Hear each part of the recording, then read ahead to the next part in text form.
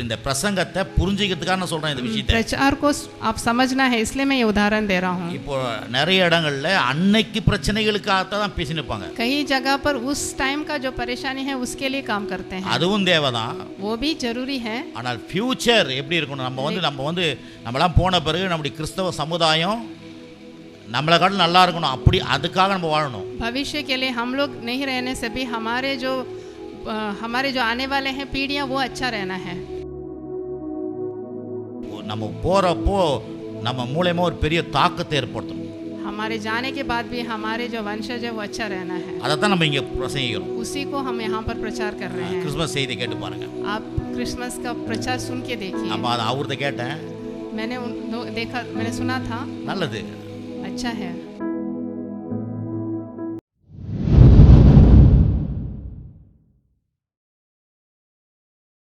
சங்கார தூதன் உள்ள போவாதகிறதுக்கு தேவன் சொன்னாரு, அந்த ரத்தத்தை உங்க வாசகாலில் பூசுங்க. मिस्र देश में वो शैतान अंदर नहीं आना, इसलिए वो लहू को अपने फाटक में लगाने के लिए बोले। உங்க மேல இயேசு ரத்தம் இருக்குது, பூசப்பட்டிருக்குது। उसी तरह उनका लहू हमारे ऊपर लगा हुआ है। உங்களுக்கு தெரியாது, பிசாசுக்கு தெரியும்। वो आपको नहीं मालूम, लेकिन शैतान वो जानता है। உங்களுடைய வீடை சுத்தி இயேசு ரத்தம் தேவத்துவம் நிற்கிறாங்க। आपके घर के इर्द गिर्द यीशु मसीह का लहू है। இதெல்லாம் வந்து காணப்படாத காரியங்கள்। ये सब तो हम देख नहीं सकते, அதுதான் பிசாசு உங்களை பார்த்து பயப்படுறான்। लेकिन शैतान आपको देख के डरेगा, நமக்கு தான் தெரியல, लेकिन हम नहीं जानते ये, இதெல்லாம் ஒரு ஆவிக்குரிய காரியங்கள்। क्योंकि ये सब एक आत्मिक काम है। ஆகவே தான் நம்ம வந்து இந்த மாதிரி உலகத்தை பார்க்கும்போது நாங்களாம் உட்காந்து எல்லாம் ஜெபம் பண்ணும்போது எண்ணி பார்ப்போம்। அதெல்லாம் ये सब हम प्रार्थना करने के टाइम ये सब मैं सोच के देखता हूँ। ஒரு மாதம் ஒவ்வொரு நாளும் பண்ணுவோம், இந்த ஒரு மாதம் முழுதும் இதை தான் பேசினோம்। ये पूरे महीने में हमने यही बात करते रहे हम घर में। இந்த உலகம் எப்படி இருக்குது, நம்ம எப்படி இருக்கிறோம், ये दुनिया कैसा है, लेकिन हम लोग कैसे हैं। ஆமா, உலகத்தில் நம்ம அது மட்டும் இல்லை, எல்லாத்துக்கும் மேலே நம்ம கடவுளுடைய பிள்ளையா இருக்கிறோம்। हम तो परमेश्वर के संतान हैं। இதெல்லாம் சாதாரண விஷயம் கிடையாது, ये साधारण विषय नहीं है। ஆகவே தான் நம்ம வந்து இந்த உலகத்தில் இருந்தாலும் தேவ ராஜ்யத்துக்குள்ள இருக்கிறோம்। हम इस संसार में रहने से भी हम परमेश्वर के राज्य में हैं। எத்தனை பேர் கிறிஸ்மஸ் செய்தி கேட்டீங்க? कितने लोग क्रिसमस का सुसमाचार सुने थे?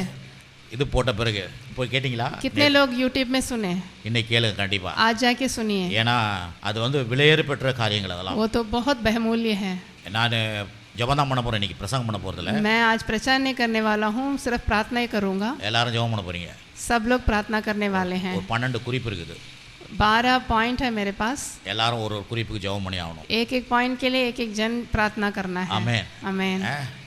ஆகவே ஏன்னா ஒரு ஊழியக்காரர், ஒரு போதகர் அல்லது ஒரு உங்களை நடத்துகிறவங்க வந்து எல்லா விதத்திலும் நீங்கள் நல்லா இருக்கணும்னு தேவன் ஆசைப்படுறாரு, அது அவர் எனக்குள்ளே போடுறாரு। அதை वो सेवक परमेश्वर मेरे से बोलते हैं एक एक विश्वासी भी अच्छा रहना है। எப்படி ஒரு முதலமைச்சர் வந்து இந்த பொறுப்புகளை வச்சு செயல்படுறாங்களோ, जैसे एक प्रधानमंत्री के सारी जिम्मेदारी है, தேவன் ஒரு சபையில் ஒரு போதகரை வச்சு தான் அவர் மூலமாக தான் எல்லாரும் சொல்லிக் கொடுக்குறாரு। उसी तरह कलीसिया में परमेश्वर एक प्रचारक के द्वारा ही सिखाते हैं। ஆகவே இப்போ இவங்களுக்கே தெரியாது இன்னைக்கு ஜெபம் பண்ணுவேன்னு, इन लोगों को ही नहीं मालूम कि मैं आज प्रार्थना करने वाला हूँ, ஏன்னா எனக்குள்ளே ஆண்டவர் பேசுகிறது தான் நான் செய்ய முடியும்। क्योंकि परमेश्वर जो मेरे से बात करते हैं वही मैं करता हूँ। இன்னைக்கு இப்போ பெனியல் கூட இங்கே இருந்துக்க மாட்டாங்க, அவங்க வந்து நேற்றுக்கு 2 நாளாக வெளியே போயிருந்தாங்க। बेनियल 2 दिन से बाहर गई हुई थी। கவனிங்க, ஏன்னா ஆனால் சாயந்தரம் வந்துட்டாங்க। कल शाम को आ गई थी वो वापस। ஒரு தீமையில் ஒரு நன்மை கிடச்சிக்குது, एक बुराई में भी एक अच्छा काम हुआ। ஏன்னா நமக்கு ஃபேமிலியாக இருக்கணும்னு ஒரு ஆசைப்பட்டேன் நான்। हम फैमिली के साथ रहना है करके मैं इच्छा कर रहा था, ஏன்னா தேவன் ஃபேமிலியை தான் உண்டாக்குனார், क्योंकि परमेश्वर परिवार को बनाए। அவ தான் இன்னைக்கு வந்து ஃபேமிலியை தான் பிசாசு பிரிக்கலாம் பாருங்க। लेकिन शैतान परिवार को बिछाड़ देता வேலையை है, பிரிக்கிறது, उसका काम ही बिछड़ना। தேவன் சேர்க்கிறவர், लेकिन परमेश्वर हमको इकट्ठा करते हैं। आमेन। ஆகவே தான் தேவன் வந்து ரொம்ப அவரை குறித்து ரொம்ப ஆழமாக புரிஞ்சுக்கணுமா நம்ம வந்து சோர்ந்து போக மாட்டோம்। हम परमेश्वर के बारे में अगर हम गहराई से हम समझ पाएंगे तो हम कभी चिंता नहीं हो पाएंगे। கடவுள் நம்மளை காப்பாத்தினாரு, ये पूरे साल में हमको बचा कर रखे हैं। நேற்று கூட இவங்க ஒரு சர்ச்சுக்கு போயிருந்தாங்க, நேற்றுக்கு முந்தின நாள் परसों एक चर्च में गए थे वो। அவங்க நேற்று சொன்னாங்க வெள்ளிக்கிழமை ஒரு ப்ரேயரை பார்த்தாங்களாம்। शुक्रवार के दिन मैंने एक प्रेयर देखा था करके बोले थे वो। எப்படி இருந்தது அங்க, वो कैसा था करके आके बोले थे मेरे से। நம்ம ஆளுங்கலாம் அதெல்லாம் தெரியல டாடி, हमारे लोगों को तो ये सब नहीं मालूम है करके मेरे से बोले बेनियल। அவங்களுக்கு அதெல்லாம் பார்த்தா தான் தெரியும் वो सब देखने से इन लोगों को मालूम होगा करके आके बोले। எப்படி மக்களை கண்மூடிதனமாக வச்சுருக்கிறாங்கன்னு, कैसे लोगों को अंधा करके रखा है करके बोल रहे हैं। அடிமைப்படுத்தி வச்சிருக்கிறாங்க एकदम उनको दबा के रखा है, அப்படி சொன்னாங்க நேற்று. ऐसे बोले। இது மாத்திரம் இல்லை, திருப்பியும் பார்த்தீங்கன்னா நான் கூட ஒரு கிறிஸ்மஸ் செய்தி கேட்டேன் போன வாரம். मैं भी एक நம்ம தெரிஞ்ச பாஸ்டர் தான், हमारे जान पहचान के पास्टर के द्वारा मैं एक प्रचार देखा था। நான் 30 நிமிஷம் தான், वो 30 मिनट का ही था, अच्छा था। அவரை ஃபோன் பண்ணி நல்லா இருக்குது பாஸ்டர் வாழ்த்தி பேசினேன். मैंने उनको फ़ोन करके अच्छा है करके मैंने उनको बधाई दी थी। அப்புறம் நேற்றுக்கு நம்முடைய செய்தியை கேட்டேன். कल मैं अपना जो प्रचार था मैंने सुना था, எல்லாருக்கும் அமுச்சு வச்சேன். मैंने सबको भेजा था। वो பாருங்க, அன்றைக்கு சாப்பாடு சாப்பிட்றதுக்கு பிரசங்கிக்கிறது இந்த இடம் கிடையாது. இன்னைக்கு பிரச்சனை தீரணும், आज का परेशानी ख़त्म होना है करके प्रचार करना वो प्रचार नहीं है। ஃபியூச்சருக்காக நம்ம இங்கே கர்த்தருடைய வார்த்தையை பிரசங்கம் பண்ணோம். हम भविष्य के लिए यहाँ पर प्रचार कर रहे हैं। இதுக்கு உதாரணம் சொல்லட்டுமா? एक उदाहरण मैं बोल रहा हूँ। கூலி வேலை நல்லதா? ஒரு நாள் கூலி வேலை நல்லதா? एक दिन के लिए मजदूरी का काम करना अच्छा है பர்மனெண்ட் வேலை நல்லதா? या फिर निरंतर काम करना अच्छा है? சொல்லுங்க சார், कौन सा अच्छा है? இன்னைக்கு கூலி வேலை இன்னைக்கு இருக்கும், நாளை இருக்காது. आज एक दिन काम रहेगा फिर कल नहीं रहेगा। சொல்லுவாங்க பர்மனெண்ட் வேலைப்பா, परमानेंट काम करना है करके बोलते हैं ना। நம்பலாம், परमानेंट नौकरी को ही हम उस पर विश्वास कर सकते கடன் கூட हैं। கொடுக்கலாம்.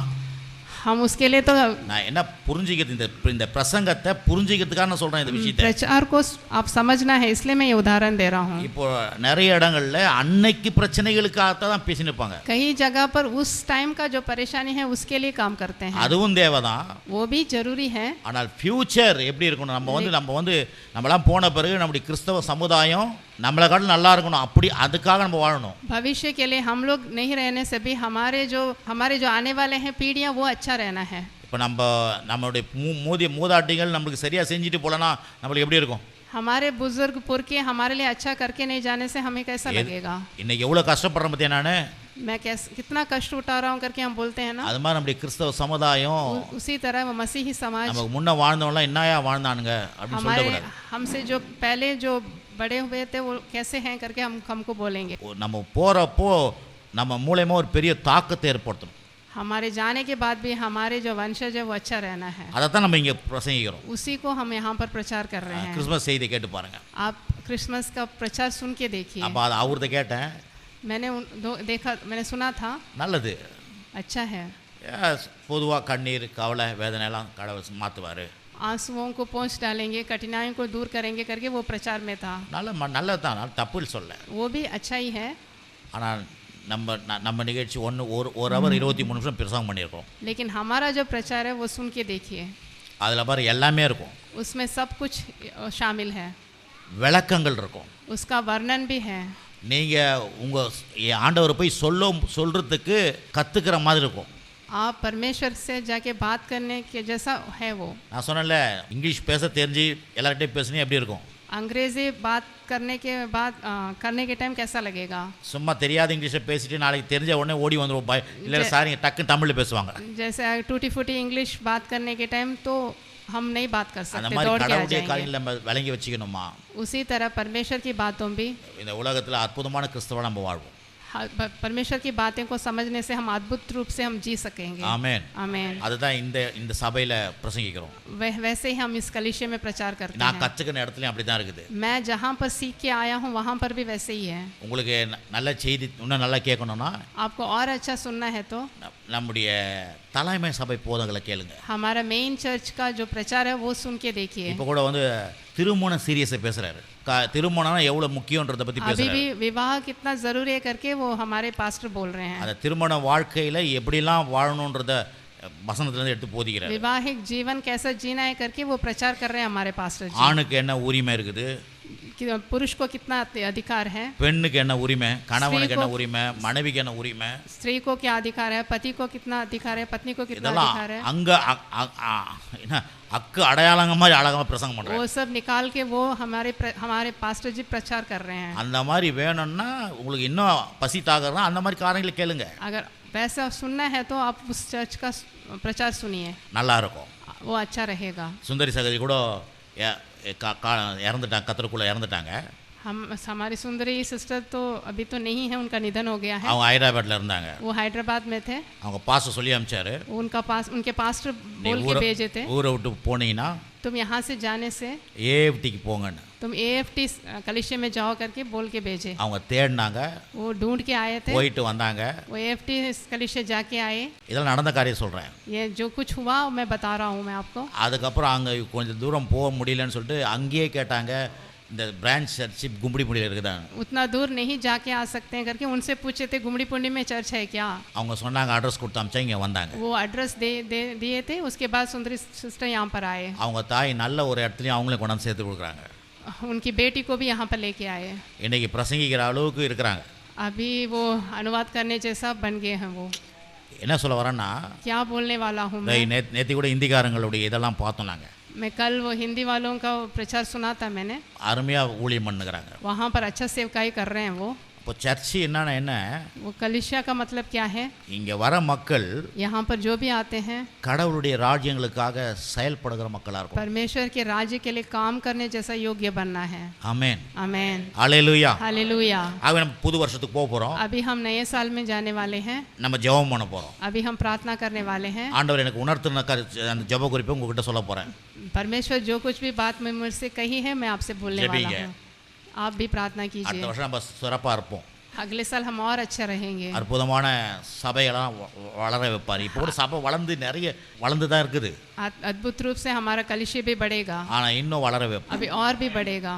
வளர்ச்சி என்பது நமக்குள்ளே இருக்குது. बढ़ोतरी हमारे अंदर है। ஆமென், आमेन। அது உள்ளேருந்து தான் வெளியே வரும். वो अंदर से आएगा ஆகவே बाहर। நம்ம ஜெபம் பண்ண போகிறோம். अभी हम प्रार्थना करने वाले हैं। முதலாவது குறிப்பு, முதலாவது குறிப்பு, पहला पॉइंट தேவ ராஜ்ய இயேசு சொல்றாரு, தேவ ராஜ்யத்துக்கு ஆட்கள் தேவை, அறுப்புக்கு எஜமானிடத்துல வேண்டிக் கொள்ளுங்கன்னு சொல்றாரு. தேவ ராஜ்யத்துக்கு ஆட்கள் தேவை, परमेश्वर के राज्य के लिए लोग चाहिए, அறுப்புக்கு எஜமானிடத்துல வேண்டிக் கொள்ளுங்கன்றார். उसके लिए आप अपने परमेश्वर से प्रार्थना कर लीजिए करके அந்த குறிப்புக்காக முதல்ல நம்ம ஜெபம் பண்ண போறோம். उसके लिए अभी हम प्रार्थना करने நம்ம वाले வசனத்தை हैं। பார்ப்போம். हम अभी हम वचन निकालेंगे। லூக்கா 10ஆம் அதிகாரம் लूका 10वां 2:1 10 में 2 மோசஸ் பிரதர் டக்கு டக்குன்னு வாசிங்க. எல்லா ஊழியம் பாருங்கள், நான் நிறைய காரியம் நீங்கள்லாம் வந்து இந்த சர்ச்சில் முக்கியமான ஆள், நீங்கள் தான் ஞானசனம் எடுத்துக்கிறீங்க, இது உங்கள் சர்ச்சு, இதில் நீங்கள் தான் ரொம்ப இன்வால்வாக இருக்கணும். அப்பொழுது அவர் அவர்களை நோக்கி, அறுப்பு மிகுதி, வேலையாட்களோ கொஞ்சம், ஆகையால் அறுப்புக்கு எஜமான் தமது அறுப்புக்கு வேலையாட்களை அனுப்பும்படி அவரை வேண்டிக் கொள்ளுங்கள். அப்படின்னா அது மட்டும் இல்லை, ஒன்று வாசிங்க பார்க்கலாம். இவைகளுக்கு பின்பு கர்த்தர் வேற 70 பேரை நியமித்து தாம் போகும் சகல பட்டணங்களுக்கும் இடங்களுக்கும் அவர்களை தமக்கு முன்னே 2 பேராக அனுப்பினார். பாருங்க, நான் இப்போ சொல்றேன்னா இது என்ன அர்த்தம்னா, இது தேவனுடைய இருதயம். ये परमेश्वर का हृदय है। ஆண்டவர் மட்டும் வந்து இங்க வந்து ஊழியம் செய்யல, सिर्फ परमेश्वर यहाँ पर आके सेवकाई नहीं कर रहे हैं। 12 பேர் சேர்த்தார் முதல்ல, वो 12 चेलों को उन्होंने इकट्ठा किया था। அதுக்கப்புறம் நடுவுல என்ன பண்ணாரு, उसके बाद 2 பேரா ஊருங்களுக்கு அனுப்பிச்சார். 2 जन को भेजे थे वो। அப்படி சொல்லிட்டு தான் சொல்றாரு, उसके बाद बोले அறுப்புக்கு எஜமானத்தில் என்ன சொல்லுதான், அப்போது அவர்களை நோக்கி அறுப்பு மிகுதி, வேலையாட்களோ கொஞ்சம். पके खेत बहुत हैं लेकिन मजदूर थोड़े हैं। ஆகையால் அறுப்புக்கு எஜமான இடத்துல தமது அறுப்புக்கு வேலையாட்களை அனுப்பும்படி வேண்டிக் கொள்ளுங்கள். मजदूर को स्वामी से विनती करने के लिए बोले हैं कि खेत काटने के लिए मजदूर चाहिए। அப்போ பாருங்க, நம்ம இந்த நெக்ஸ்ட் இயர் போறோம். अभी हम अगले साल जाने वाले இந்த हैं। தேவனுடைய இருதயத்தை நம்ம வந்து புரிஞ்சிக்கணும். परमेश्वर को हृदय को हम जानना है। எத்தனை பேர் கேக்குறீங்க இதெல்லாம்? कितने लोग सुन रहे हैं? இது மட்டும் இல்லை, இன்னொரு வசனம் வாசிங்க பாருங்க. और मत्ती में पढ़ेंगे 9ஆம் அதிகாரம் मत्ती 37 38. யார் எடுத்தாலும் வாசிங்க, நல்லா ரொம்ப முக்கியம் இதெல்லாம். ரொம்ப நீங்கள்லாம் வந்து அடுத்த நெக்ஸ்ட் இயர்ல வந்து ரொம்ப அற்புதமா இருக்கணும். வாசிங்க. தம்முடைய சீசர்களை நோக்கி அறுப்பு மிகுதி, வேலையாட்களோ கொஞ்சம், ஆதலால் அறுப்புக்கு எஜமான் தமது அறுப்புக்கு வேலையாட்களை அனுப்பும்படி அவரை வேண்டிக் கொள்ளுங்கள் என்றார். तब उसने अपने चेलों से कहा, फसल तो बहुत है पर मजदूर थोड़े हैं, इसलिए फसल के स्वामी से विनती करो कि वह अपने खेत में काम करने के लिए मजदूर भेज दें. பாருங்க லூக்கா மட்டும் சொல்லல, सिर्फ लूका अध्याय में नहीं बोला है, மத்தேயும் சொல்றாரு. मत्ती में भी बोला है। கடவுளுடைய வார்த்தை சொல்லுது, परमेश्वर का वचन बोलता है। அதான் இப்போ வந்து கோர்ட்ல வந்து சாட்சி சொல்லும்போது 2 சாட்சி சொன்னா அதை ஏத்துப்பாங்க. जैसे कोर्ट में गवाही देने से 2 गवाही देने से वो ले लेते हैं। அப்ப மத்தேயும் லூக்காவும் இயேசு சொன்னதை 2 பேர் ரெக்கார்ட் பண்ணிருக்காங்க. मत्ती और लूका दोनों में बोला गया है परमेश्वर का वचन। அப்போ வந்து இது என்னது முக்கியமானது, இது ये बहुत महत्वपूर्ण है। அதனால தான் வந்து நம்ம என்ன பண்ணோம், அறுப்பு அதிகமா கடவுளே சொல்லிட்டாரு. परमेश्वर बोलते हैं फसल तो அறுப்புனா என்ன, बहुत है। வெறும் இந்த விதையா இருக்கிறதுக்கு பத்தி இல்ல, மக்கள் ரட்சிக்கப்படணும், அறுப்பு அதிகமாகுது. बहुत लोग उधार पाना है, फसल ज्यादा है, எக்கச்சக்கமான மக்கள் இருக்காங்களா ரட்சிக்கப்படாத, लोग हैं अभी भी उधार नहीं पाए हैं। இவங்களுக்கு ஆள் பத்தாதுன்றாரு. इन लोगों को सुसमाचार सुनाने के लिए लोग कम हैं। பாருங்க பரலோக ராஜ்யத்தில் விட கம்பெனியில் தான் ஆள் நிறைய தேவைப்படுது. स्वर्गलोक के राज्य के लिए तो लोग बहुत चाहिए अभी भी। நிறைய பேர் டாக்டர் படிச்சுக்கிறாங்க, बहुत लोग यहाँ पर इंजीनियरा படிக்கிறாங்க, इंजीनियरिंग पढ़े அது இது படிச்சு லைன்ல நின்னுக்கறாங்க வேலை இல்லாத. वो तो बेरोजगार ऐसे खड़े हैं वो लोग तो। ஆனா பரலோக ராஜ்யம் சொல்லுது, लेकिन स्वर्गलोक में நான் வேலை தரேன், நான் வேலை தரேன், வேலை தரேன், வேலை தரேன், काम दूंगा, मैं काम दूंगा करके बोलते हैं। என்ன சொல்ல என்ன பாருங்க எவ்வளவு ஒரு அற்புதம், कितना अद्भुत कार्य है ये। என்ன சொல்ல வரேன்னா, मैं क्या बोलने वाला हूँ, இது தேவனுடைய இருதயம். ये तो परमेश्वर का हृदय है। அவதான் பார்த்தீங்கன்னா இந்த தேவனுடைய ராஜ்யத்துக்கு மக்கள் தேவைன்றதுக்காக நீ ஜெபம் பண்ண ஆரம்பி. ये स्वर्गलोक के राज्य के लिए लोग बहुत ज़रूरी है, इसके लिए आप प्रार्थना कीजिए। நான் சொல்றேன், பரிசுத்த ஆவியானவர் எனக்குள்ள உணர்த்துனதை உங்களுக்கு பிரசங்கம் பண்றேன். पवित्र आत्मा जो मेरे से बोले हैं मैं आपको बोल रहा हूँ। ஆமா, அது விட நம்முடைய நல்வாழ்வுக்காக கடவுள் சொல்றார். हमारा जीवन अच्छा रहना है, நம்முடைய எதிர்காலம் நல்லா இருக்கணும்ன்றது தான் தேவனுடைய भविष्य अच्छा रहना है। நீங்களான என்ன எதுக்காக ரட்சிக்கப்பட்டோம், आप और हम किस लिए उद्धार पाए हैं, அவருடைய இருதயத்தை சந்தோஷப்படுத்த, परमेश्वर के हृदय को खुश करना है, इसलिए அவருடைய இருதயத்தை சந்தோஷப்படுத்த கடவுள் உங்களை என்ன उनके हृदय को आनंदित करना है, इसलिए हमें उद्धार पाए हैं। சொல்லுவாங்க அப்பா அம்மா தாய் தகப்பன் சொல்லுவாங்க, माता पिता बोलते हैं ना, ஏய் டாடிக்கு பிடிச்ச மாதிரி நடடா, पिता को जैसा पसंद है वैसा तुम चलो करके बोलते हैं ना। அந்த டாடி लेकिन हमारे परम पिता அவருக்கு இருதயத்துக்கு ஏற்ற மாதிரி தான் நடக்கும். हम उनके हृदय के अनुसार ही हम चलना है। இந்த காரியத்துக்காக अभी इस कार्य के लिए யாராவது ஒரு ஆள் ஜெபம் பண்ணுங்க, कोई एक प्रार्थना कीजिए। ஏசப்பாவுக்கு ஊழியம் செய்கிற மக்களை எழுப்பணும் அப்படின்னு ஜெபம் பண்ணுங்க. परमेश्वर के लिए सेवकाई के लिए लोग इकट्ठा करना है, इसके लिए आप प्रार्थना कीजिए। யார் ஜெபம் பண்ண போறது, कौन प्रार्थना करेंगे, நான் எவ்வளோ யோசிக்கிறீங்க. இன்றைக்கி வந்து கண்டிப்பாக செஞ்சு ஆகணும், அப்போ தான் நெக்ஸ்ட் இயருக்கு 25 அப்படி இருந்துங்கன்னு, 26 அப்படி இருந்துங்கன்னு. இல்லை இல்லை இல்லை, प्रार्थना तो ज़रूरी करना है आपको। பாருங்க ஒரு குழந்தை பிறகுது வீட்டில், एक बच्चा पैदा हो रहा है, மனநிலை பாதிப்புள்ள ஒரு குழந்தை பிறந்துச்சுன்னா எப்படி இருக்கும், अगर मंद बुद्धि से अगर वो बच्चा पैदा होने से आपको कैसा लगेगा, அப்படியே படுது वो तो ऐसे लेटते ஜெல்லு रहेगा, ஊற்றிக்கின்னு. तो ऐसे लेटा हुआ ही சிஸ்டர் रहेगा। கொஞ்சம் பாருங்களேன் சிஸ்டர், இப்படி ஜெல்லு ஊற்றி தின்னா எப்படி இருக்கும் நம்மளுக்கு, ऐसे लेटे रहने से आपको कैसा लगेगा, என்னப்பா எப்படி இருக்கும், அடைச்ச இந்த குழந்தைய கொடுத்தாரு, ऐसा बच्चा மனசில் கொஞ்சம் கஷ்டம் இருக்கும், பயமாக இருக்கும், ஆனால் ஒரு மாதிரி வாழ்க்கை முழு அந்த குடும்பத்தில் அந்த குடும்பம் வந்து பாதிக்கப்படும்। जीवन भर वो तो हमको बहुत परेशानी रहती है। பிள்ளை நடக்கலைன்னா அழுகுறாங்க, அம்மா கொஞ்சம் ஜெபம் பண்ணுங்கய்யா, நடக்க மாட்டேங்குதுயா, बच्चा अगर चल नहीं पा रहा तो भी आके यहाँ पर प्रार्थना करके जाते பேசலையா हैं। கொஞ்சம் ஜெபம் பண்ணுங்கய்யா, वो बात नहीं कर रहा इसलिए प्रार्थना करके जाते हैं।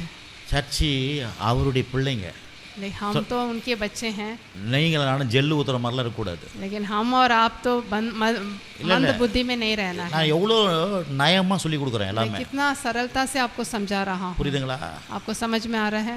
ஏன்னா நம்ம வந்து கடவுளுடைய பிள்ளை ஆயிட்ட பிறகு கடவுள் சொல்றாரு, இப்போ 2 பேர் அனுப்புறாரு, அவர் அனுப்புறாருங்க, நான் சொல்லலங்க, परमेश्वर 2 जन करके ஏதோ வந்து என் விருப்பம் இல்லை, के लिए भेज रहे हैं। அவர் சொல்றாரு 2 பேர், அவர் வந்துட்டு 12 பேர் உற்பத்தி பண்ணிட்டு இன்னும் 2 ஊழியம் செய்யும் போது அனுப்புறாரு। वो 12 चेलों को इकट्ठा करके 2 करके भेज रहे हैं सुसमाचार सुनाने के लिए, ஏன்னா அந்த தகப்பனுடைய உள்ளாதான் क्योंकि उनका हृदय ऐसा है, தன்னை போலவே செயல்படணும்। वो अपने जैसे ही वो लोग भी काम करना है करके उनको भेज रहे हैं। சரி, இந்த காரியம் யார் ஜெபம் பண்ணுது, इस कार्य के लिए कौन ஜெபம் प्रार्थना பண்ணீங்களா? करने वाला है? அப்புறம் ஜெபம் பண்ணி ஆகணும், यहाँ पर प्रार्थना अवश्य करना இல்லைன்னா है, கதவு சாத்திடுவேன் நான், नहीं तो मैं दरवाजा बंद कर दूंगा। ஜெபம் பண்ணுங்க, आप प्रार्थना ஜெபம் பண்ணுங்க, कीजिए, ஏன் சின்ன கூட ஜெபம் பண்ணலாம், आप खड़े होके प्रार्थना நம்ம कीजिए, எல்லாம் கண்களை மூடுவோம்। हम आंख बंद ஆமா. करेंगे। இது இன்றைக்கு நம்ம நெக்ஸ்ட் இயருக்கு நம்ம போகிறதுக்காக எல்லாம் தயார் பண்ண சொன்னார் ஆண்டவர், ஜெபம் பண்ணுங்க, எங்களை அதிகமாய் நேசிக்கிற எங்கள் அன்பு பரலோக பிதாவே, இந்த குமாரன் இயேசு கிறிஸ்து நாமத்தால் இந்த காலை வேளையில் தெரிந்து வருகிறோம். நிறைய நல்லவரும் வல்லவரும் பொதுவரும் உலக ரட்சம் மீட்மாயிருக்காக ஸ்தோத்திரம். நாள் முழுதும் பிரச்சனை வழி நடத்தர வேணுமாய் ஜெயிக்கிறோம். ஜீவனை தரும் பரிவுபடும் பலப்படம் வந்தென்ற ஸ்தோத்திரம். கிருபையை கட்ட வைக்கிறோம், வார்த்தையை கட்ட வைக்கிறோம், வல்லமை பலனை ஜீவனை ஆவியை கட்ட வைக்கிறோம். நமக்கு எதிராக செயல்படுத்த சத்ருகிரை தோத்திரம், சாத்தாண்டக்கிரை தோத்திரம், அந்தகாசத்தின் தோத்திரம், அஸ்தாவின் சோத்திரம் சொல்லக்கூடாது. அந்தகார சக்தி கடிந்து கொள்ளணும். சோத்திரம்னு சொல்லக்கூடாது, இல்லை துரத்துறதுக்காக. அஸ்தாவின் கை தோத்திரம். அப்பத்தின் தண்ணியின் ஆசி வைப்பேன், வியாதியை விமத்தில் விளக்குவேன், எய்த்து உரப்பண்ண ஒரு கொடியை பண்ணேன், பாதையின் கூட அணுகாது, பொல்லா போன இம்மட்டுமாய் பாதுகாத்து எப்படியே சார் இனியும் பாதுகாவலராக இருக்கிற சோத்திரம். நேற்றம் இன்றும் என்று மாறாவரை சோத்திரம். உலகங்கம் சர்வ சிசியர்கள் அந்த சுவிசேஷத்தை பிரசவிங்கள். யார் 2 மனிதர் கூடுவார் முன்னே நான் இருப்பேன் என்று சொன்னீரே சோத்திரம்.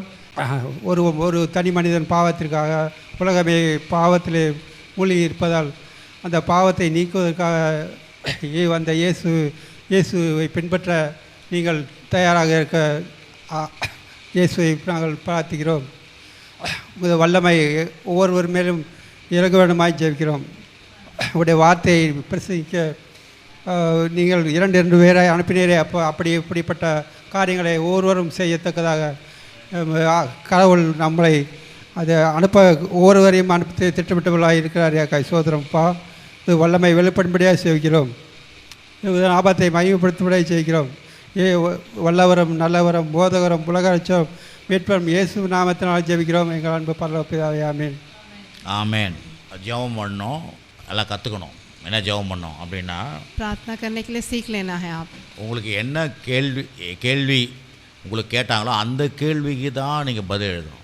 आपके लिए जो पॉइंट बताया गया है उसके लिए आप जवाब लिखना है. நாங்களாம் அதை சொல்லுவார் எங்கள் பாஸ்டர். हमारे पास्टर बोलते हैं ஹிஸ்ட்ரினா பூந்து விளையாடிட்டு வரான், கட்டா 4 பேப்பர் 5 பேப்பர் எழுதி வரான். हिस्ट्री बोलने से हमारे पास्टर जी बोलते हैं हिस्ट्री के लिए बहुत நல்லா எழுதிக்கிறான், நல்லா देते எழுதிக்கிறான் हैं.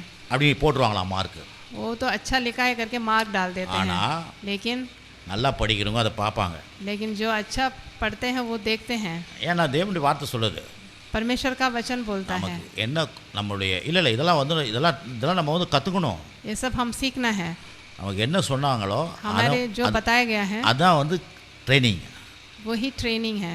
அதுக்கு மாத்திரம் நம்ம ஜெபம் பண்ணும்போது தான் ஆண்டவர் கிரியை செய்வார். இது இங்கே இல்லை, இந்த சர்ச்சை மாத்திரம் இல்லை, सिर्फ यहाँ पर नहीं, எல்லா சர்ச்சிலையும் बहुत से कलीसिया में என்ன பண்ணுவாங்க, ஜெபம் பண்ணுவாங்க, प्रार्थना करेंगे, குறிப்பு மட்டும் தொட மாட்டாங்க, அந்த குறிப்பு மட்டும் தொட लेकिन மாட்டாங்க. वो पॉइंट वो पॉइंट ही टच नहीं करते हैं. பாஸ்டர்களே இருக்கிறாங்க, पास्टर्स भी ऐसे बहुत लोग என்ன हैं. பண்ணுவாங்கன்னா ஒரு குறிப்பை கொடுப்போம்னு வச்சுங்களேன், अगर एक पॉइंट उनको देने से எல்லாத்தையும் சொல்லுவாங்க, இந்த குறிப்பை மட்டும் விட்டுருவாங்க. बहुत कुछ के लिए प्रार्थना करेंगे लेकिन वो पॉइंट को छोड़ देंगे. அப்போ பாருங்க என்ன லெவல்ல இருக்கிறாங்க மக்கள், कैसे वो लेवल में है करके आप देखिए. தேவனுடைய வார்த்தை சொல்லுது, लेकिन परमेश्वर का वचन என்ன बोलता है சொல்லப்பட்டதோ அந்த குறிப்புக்கு நம்ம ஜெபம் பண்ணணும். हम जो पॉइंट बोलते हैं उस पॉइंट के लिए आप प्रार्थना करें. ரெண்டாவது दूसरा पॉइंट விசுவாசிகள் எல்லாம் சுவிசேஷம் அறிவிக்கப்படணும். जो भी ஒரு விசுவாசியும் சுவிசேஷத்தை அறிவிக்கணும். போய் एक विश्वासी भी सुसमाचार सुनाना है. அப்போஸ்தலர் நடபடிகள் 8ஆம் அதிகாரம், अभी எல்லாம் பாருங்க, வசனத்துல பாருங்க. அப்போஸ்தலர் நடபடிகள் 8ஆம் அதிகாரம், प्रेरित में 8वां अध्याय 4 ல இருந்து 8 வரைக்கும் நான் வாசிக்கிறேன். 4 से 8 तक வாசிக்கிறீங்களா? 4 ல இருந்து 8 வரைக்கும். 8ஆம் அதிகாரம் 4ஆம் வசனத்திலிருந்து 8ஆம் வசனம் வரைக்கும். சிதறி போனவர்கள் எங்கும் திரிந்து சுவிசேஷ வசனத்தை பிரசங்கித்தார்கள். அப்பொழுது பிலிப் என்பவன் சமாரியாவில் உள்ள ஒரு பட்டணத்திற்கு போய் அங்குள்ளவர்களுக்கு கிறிஸ்துவை குறித்து பிரசங்கித்தான். பிலிப்பு செய்த அதிசயங்களை ஜனங்கள் கேள்விப்பட்டு கண்டு அவனால் சொல்லப்பட்டவைகளை ஒருமனப்பட்டு கவனித்தார்கள். அநேகரில் இருந்த அசுத்தாவிகள் மிகுந்த சத்தத்தோடு கூப்பிட்டு அவர்களை விட்டு புறப்பட்டது. அநேக திமிர்வாதக்காரரும் சப்பானிகளும் குணமாக்கப்பட்டார்கள். அந்த பட்டணத்திலே மிகுந்த சந்தோஷம் உண்டாயிற்று. பாருங்க அந்த காலத்தில் சபைக்குள்ள ஒரு பெரிய உபத்திரம் வந்துச்சு. उस समय कलीसिया में एक बहुत बड़ा कठिनाई आया था। எல்லாரும் சிதறடிக்கப்பட்டாங்க, सब எல்லா लोग இடத்துக்கும் ஓடிட்டாங்க. सब लोग इधर उधर भागे, तितर बितर हो गए। ஆனா போனவங்க என்ன பண்ணாங்க, लेकिन वो लोग जाके ஒரு ஒரு ஊர்லயும் போய் இயேசுவை பத்தி சொன்னாங்க. एक एक जगह पर भाग के जाके यीशु मसीह के बारे में सुसमाचार सुनाए। இந்த பிலிப் என்ற யாருன்னா ये फिलिपुस कौन है? சர்ச்சில் சாம்பார் ஊத்துனவர். वो चर्च में वो काम करने वाले थे। சாம்பார்னா சாப்பாடு போடுற வேலையில இருந்தார். वो खाना डालने के जगह में वो थे। நம்ம நினைக்கிறேன், சார் நானா பாஸ்டரா நான் போய் பிரசங்கம் பண்றதுக்கு, हम क्या बोलेंगे, मैं क्या पास्टर हूँ, मैं जाके சாம்பார் ஊத்துனவர் பொரியல் வச்சவர் தான் பிரசங்கம் பண்ண लेकिन போயிட்டார். यहाँ पर तो फिलिपुस जो खाना डालने वाले थे वो जाके वहाँ पर நீங்க வாசி பாருங்க, முன்னால सुसमाचार போயிட்டு पढ़ के देखिए என்ன சொல்ல வரோம். मैं क्या बोलने वाला இது हूँ। ஏன் வேலை இல்லைன்னு இருக்கக்கூடாது. ये मेरा काम नहीं है करके आप नहीं ठहर नहीं जाना। எல்லாருக்குள்ள கடவுள் இருக்கிறாரு இல்லையா? सभी के अंदर परमेश्वर हैं। ஜாலியா இருக்குதுல அவன் மட்டும் ஏசப்பா எங்குள்ள இருக்கிறாருன்னு. परमेश्वर हमारे साथ हैं।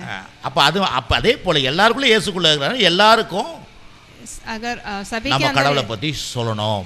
हमारे अंदर यीशु मसीह है, सभी के अंदर हम लोग सब लोग जाके यीशु मसीह के बारे में बोलना है। அதுதான் வேதம் சொல்லுது. यही பாருங்க, அந்த ஏரியாவே சந்தோஷமாயிடுச்சாம். ये जगह ही इतना आनंद हो गया करके इस वचन में அது மாத்திரம் இல்ல, பேய் பிசாசுலாம் ஓடுது. सारे शैतान भाग जाएंगे इसकी वजह से। அப்போ உங்களுக்குள்ள இருக்கிற வல்லமை எப்படி நீங்க வெளிப்படுத்துவீங்க? आपके अंदर जो सामर्थ्य है उसको कैसे प्रकट करेंगे आप? நீங்க செயல்படும் பொழுது தான் அது நடக்கும். आप जब काम करेंगे तभी वो प्रकट होगा। இல்லனா பவர், உங்களுடைய பவர்லாம் உள்ளே கிடக்குது. नहीं तो आपका सामर्थ्य तो अंदर ही रह जाएगा। ஹலோ, இருக்கிறீங்களா இல்லையா? आप हैं? அடுத்தது பாருங்க, இப்போ 4ஆம் அதிகாரம் யோவான் 4:39. யோவான் 4:39 4 में निकालेंगे। 4:39. यूहन्ना 4:39। இது வந்து ஒரு ஆளு ஒரு லேடி ஒன்று செய்கிறாங்க பாருங்க. நான் செய்த எல்லாவற்றையும் எனக்கு சொன்னார் என்று சாட்சி சொன்ன அந்த ஸ்திரீயினுடைய வார்த்தை நிமித்தம் அந்த ஊரில் உள்ள சமாரியல் அநேகர் அவர் மேல் விசுவாசம் உள்ளவர்கள் ஆனார்கள். ஆமென். வாசிங்க. इसमें 39 पढ़ेंगे। और उस नगर के बहुत से समारियों ने उस स्त्री के कहने से यीशु पर विश्वास किया, जिसने ये गवाही दी थी कि उसने सब कुछ जो मैंने किया है मुझे बता दिया। आमीन। பாருங்க, இந்த சமாரிய ஸ்திரீ ये जो समारिया ஒரே ஒரு ஆள் தான். वो एक ही जन थी। ஒரு ஆளுக்கு போய் இயேசு போய் பிரசங்கம் பண்றாரு. वो एक जन के लिए यीशु मसीह उसको सुसमाचार सुनाए। அவர் இருந்த ஊருக்கும் இந்த ஊருக்கும் எத்தனை 100 கிலோமீட்டர் தூரம் ஆகுது. वो जहाँ पर रहती थी और यीशु मसीह जहाँ रहते थे उसके लिए 100 किलोमीटर का दूरी था। அவர் இருந்த இடத்துக்கு இந்த சமாரியா இடத்துக்கு 100 கிலோமீட்டர். जहाँ पर यीशु मसीह रहते थे वहाँ से और ये समारिया के लिए 100 मीटर का दूरी था। இன்னைக்கு 100 கிலோமீட்டர் பஸ்ல போனா ஒரு 3 ஹவர் 4 ஹவர் ஆகும். लेकिन अभी तो 100 किलोमीटर जाना है तो 3 घंटे लगेंगे। கார்லயோ டூ வீலர் எல்லாமே அது 3 ஹவர் 3.5 ஹவர் ஆகும். कैसे भी जाने से भी 3 घंटे तो लगेंगे। அன்னைக்கு இயேசு நடந்து போய்கிறார். उस समय यीशु मसीह पैदल चल के गए थे। எத்தனை பேருக்கு? कितने लोगों को सुनाने के लिए? ஒரு ஆளுக்கு, सिर्फ एक स्त्री को ஒருத்தருக்கு सुनाने के लिए। மெசியா தேவன், वो तो मसीहा थे। நான் சொன்னா தெரியுமா, பிரசங்கம் பண்ணும்போது ஒரு ஆள்னா கூட இயேசு வந்து இறங்கி வந்திருப்பாருன்னு. एक जन के लिए भी यीशु मसीह सुना रहा उतर है के आएंगे। ஒரு ஆளுக்கு सिर्फ एक जन के लिए இயேசு அங்க போனார். यीशु मसीह वहां पर चल के गए। நம்ம நிறைய இருக்குது அந்த சம்பவம். ऐसे बहुत से कार्य हैं। ஆனா அந்த பொண்ணு போய் சொன்ன உடனே लेकिन वो उससे स्त्री जाके தண்ணி பிடிச்சிருந்த பொண்ணு, அது தண்ணி பிடிக்க வந்தா, पानी भरने आई थी। वो கிணத்தடியில தண்ணி பிடிக்க வந்தா, वो पानी भरने के लिए आई थी। சாப்பாடாகிறதுக்கோ குடிக்கிறதுக்கோ எதுக்கோ வந்தாவோ. वो पानी भरने के लिए वहां पर गई थी। இயேசு சந்திச்சார். वहां पर यीशु मसीह उससे मिले। தண்ணி பிடிக்கிறத விட்டுட்டா, वो पानी भरना छोड़ दी, வீட்டையே மறந்துட்டா, अपना घर भी भूल गई। ஊரெல்லாம் போய் சொல்ல ஆரம்பிச்சு. वो पूरे गांव में जाके बताने लगी। நான் திருப்பி சொல்றேன், நீங்க தண்ணி பிடிக்க கூடாது, நீங்க வீட்டை மறந்துடணும்னு பத்தி நான் சொல்ல. मैं आपको नहीं बोल रहा हूँ कि आपका घर छोड़ना है या फिर काम छोड़ना है। ஒரு கிறிஸ்துவுக்குள்ள வந்தா அவனுடைய மைண்ட் ஃபுல்லா ராஜ்யத்தை குறித்து தான் என்ன இருக்கணும். मसीह के अंदर आने से वो मसीही राज्य के प्रति ही आपका विचार रहना है। அவங்க தான் சரித்திரத்தை எழுதப்படுவாங்க. वही वो इतिहास में लिखे जाएंगे। நீங்க வந்து உங்க எதிர்காலம் நல்லா இருக்கணும்னா, आपका भविष्य अगर अच्छा रहना है तो நீங்கள் எந்த எப்படி நடமாடுறீங்கன்றது தான் உங்க आप வாழ்க்கை. कैसे चल रहे हैं उस पर निर्भर है। ஆமென். आमेन। அல்லேலூயா. आमेन। ஆகவே தான் பாருங்க ரொம்ப முக்கியம். அப்ப பாருங்க அந்த ये बहुत பொண்ணு महत्वपूर्ण है। ரெண்டு பேருமே போய் சுவிசேஷம் சொல்றாங்க. वो स्त्री जाके सुसमाचार सुनाने लगी। அப்ப விசுவாசிகள் என்ன பண்ணணும்? சுவிசேஷத்தை அறிவிக்கணும். वो विश्वास लोगों को सुसमाचार सुनाने लगी। சாம்பார் ஊத்துறவனும் சுவிசேஷம் அறிவிக்கிறான். वो जो खाना परोसने वाला था वो भी जाके सुसमाचार सुनाया। தண்ணி பிடிக்கிறவளோ சுவிசேஷம் அறிவிக்கிறான். पानी भरने के लिए जो स्त्री आई थी वो भी जाके सुसमाचार सुनाई। என்ன பிரதர்? आमेन। யார் ஜெபம் பண்றது? சுவிசேஷத்தை விசுவாசிகள் நம்ம மட்டும் இல்லை, நம்ம இதுக்கு நம்ம பாருங்க, இது நம்ம சர்ச்சுக்காக பிரசங்கம் பண்ணல. நான் நல்லா புரிஞ்சுங்க. இன்னைக்கு அநேக சபைகள்ல இப்படிப்பட்ட காரியம்லாம் கிடையாது. अनेक कलीसिया में ऐसे कार्य नहीं हो रहा है. எல்லாம் பாஸ்டர் பார்த்து பாரு, அவர் பார்த்து பாரு விட்டுனுக்குறாங்க. पास्टर देख लेंगे करके सभी विश्वासी छोड़ देते हैं. No no no no no नहीं, ஒவ்வொரு ஆளும் செயல் பண்ணணும் பாரு. एक एक जन भी कार्य करना है. உங்க ஃபியூச்சர் நல்லா இருக்கணும். आपका भविष्य अच्छा रहना है. யார் ஜெபம் பண்றது? விசுவாசிகள்லாம் சுவிசேஷத்தை அறிவிக்க போகணும் அப்படி சொல்லி ஆண்டவர்கிட்ட ஜெபம் பண்ணுங்க. सुसमाचार सुनाया அந்த கிருபையை விசுவாசிகளுக்கு தரணும். वो कृपा विश्वासी लोगों को मिलना है. ஜெபம் பண்ணுங்க, ஜெபம் பண்ணுங்க. எல்லாம் கண்ணிலே முடியும். சோத்திரம் பண்ணுங்க. ஆண்டவர் தேவனுடைய ஆவியானவர் இங்கே இருக்கிறாரு. சோத்திரம் சோத்திரம் சோத்திரம் இயேசுவே சோத்திரம் ஆண்டவரே, இந்த வேலைக்காக சோத்திரம் ஆண்டவரே. இயேசு கிறிஸ்து நாமத்தினாலே ஜெபிக்கிறோம் ஆண்டவரே. இந்த வேலைக்காக, இந்த வேலையிலே எங்களோட ஜெபிக்க கொடுத்த தருணத்துக்காக நன்றி செலுத்துகிறோம், துதிக்கிறோம், சோத்தரிக்கிறோம் ராஜா.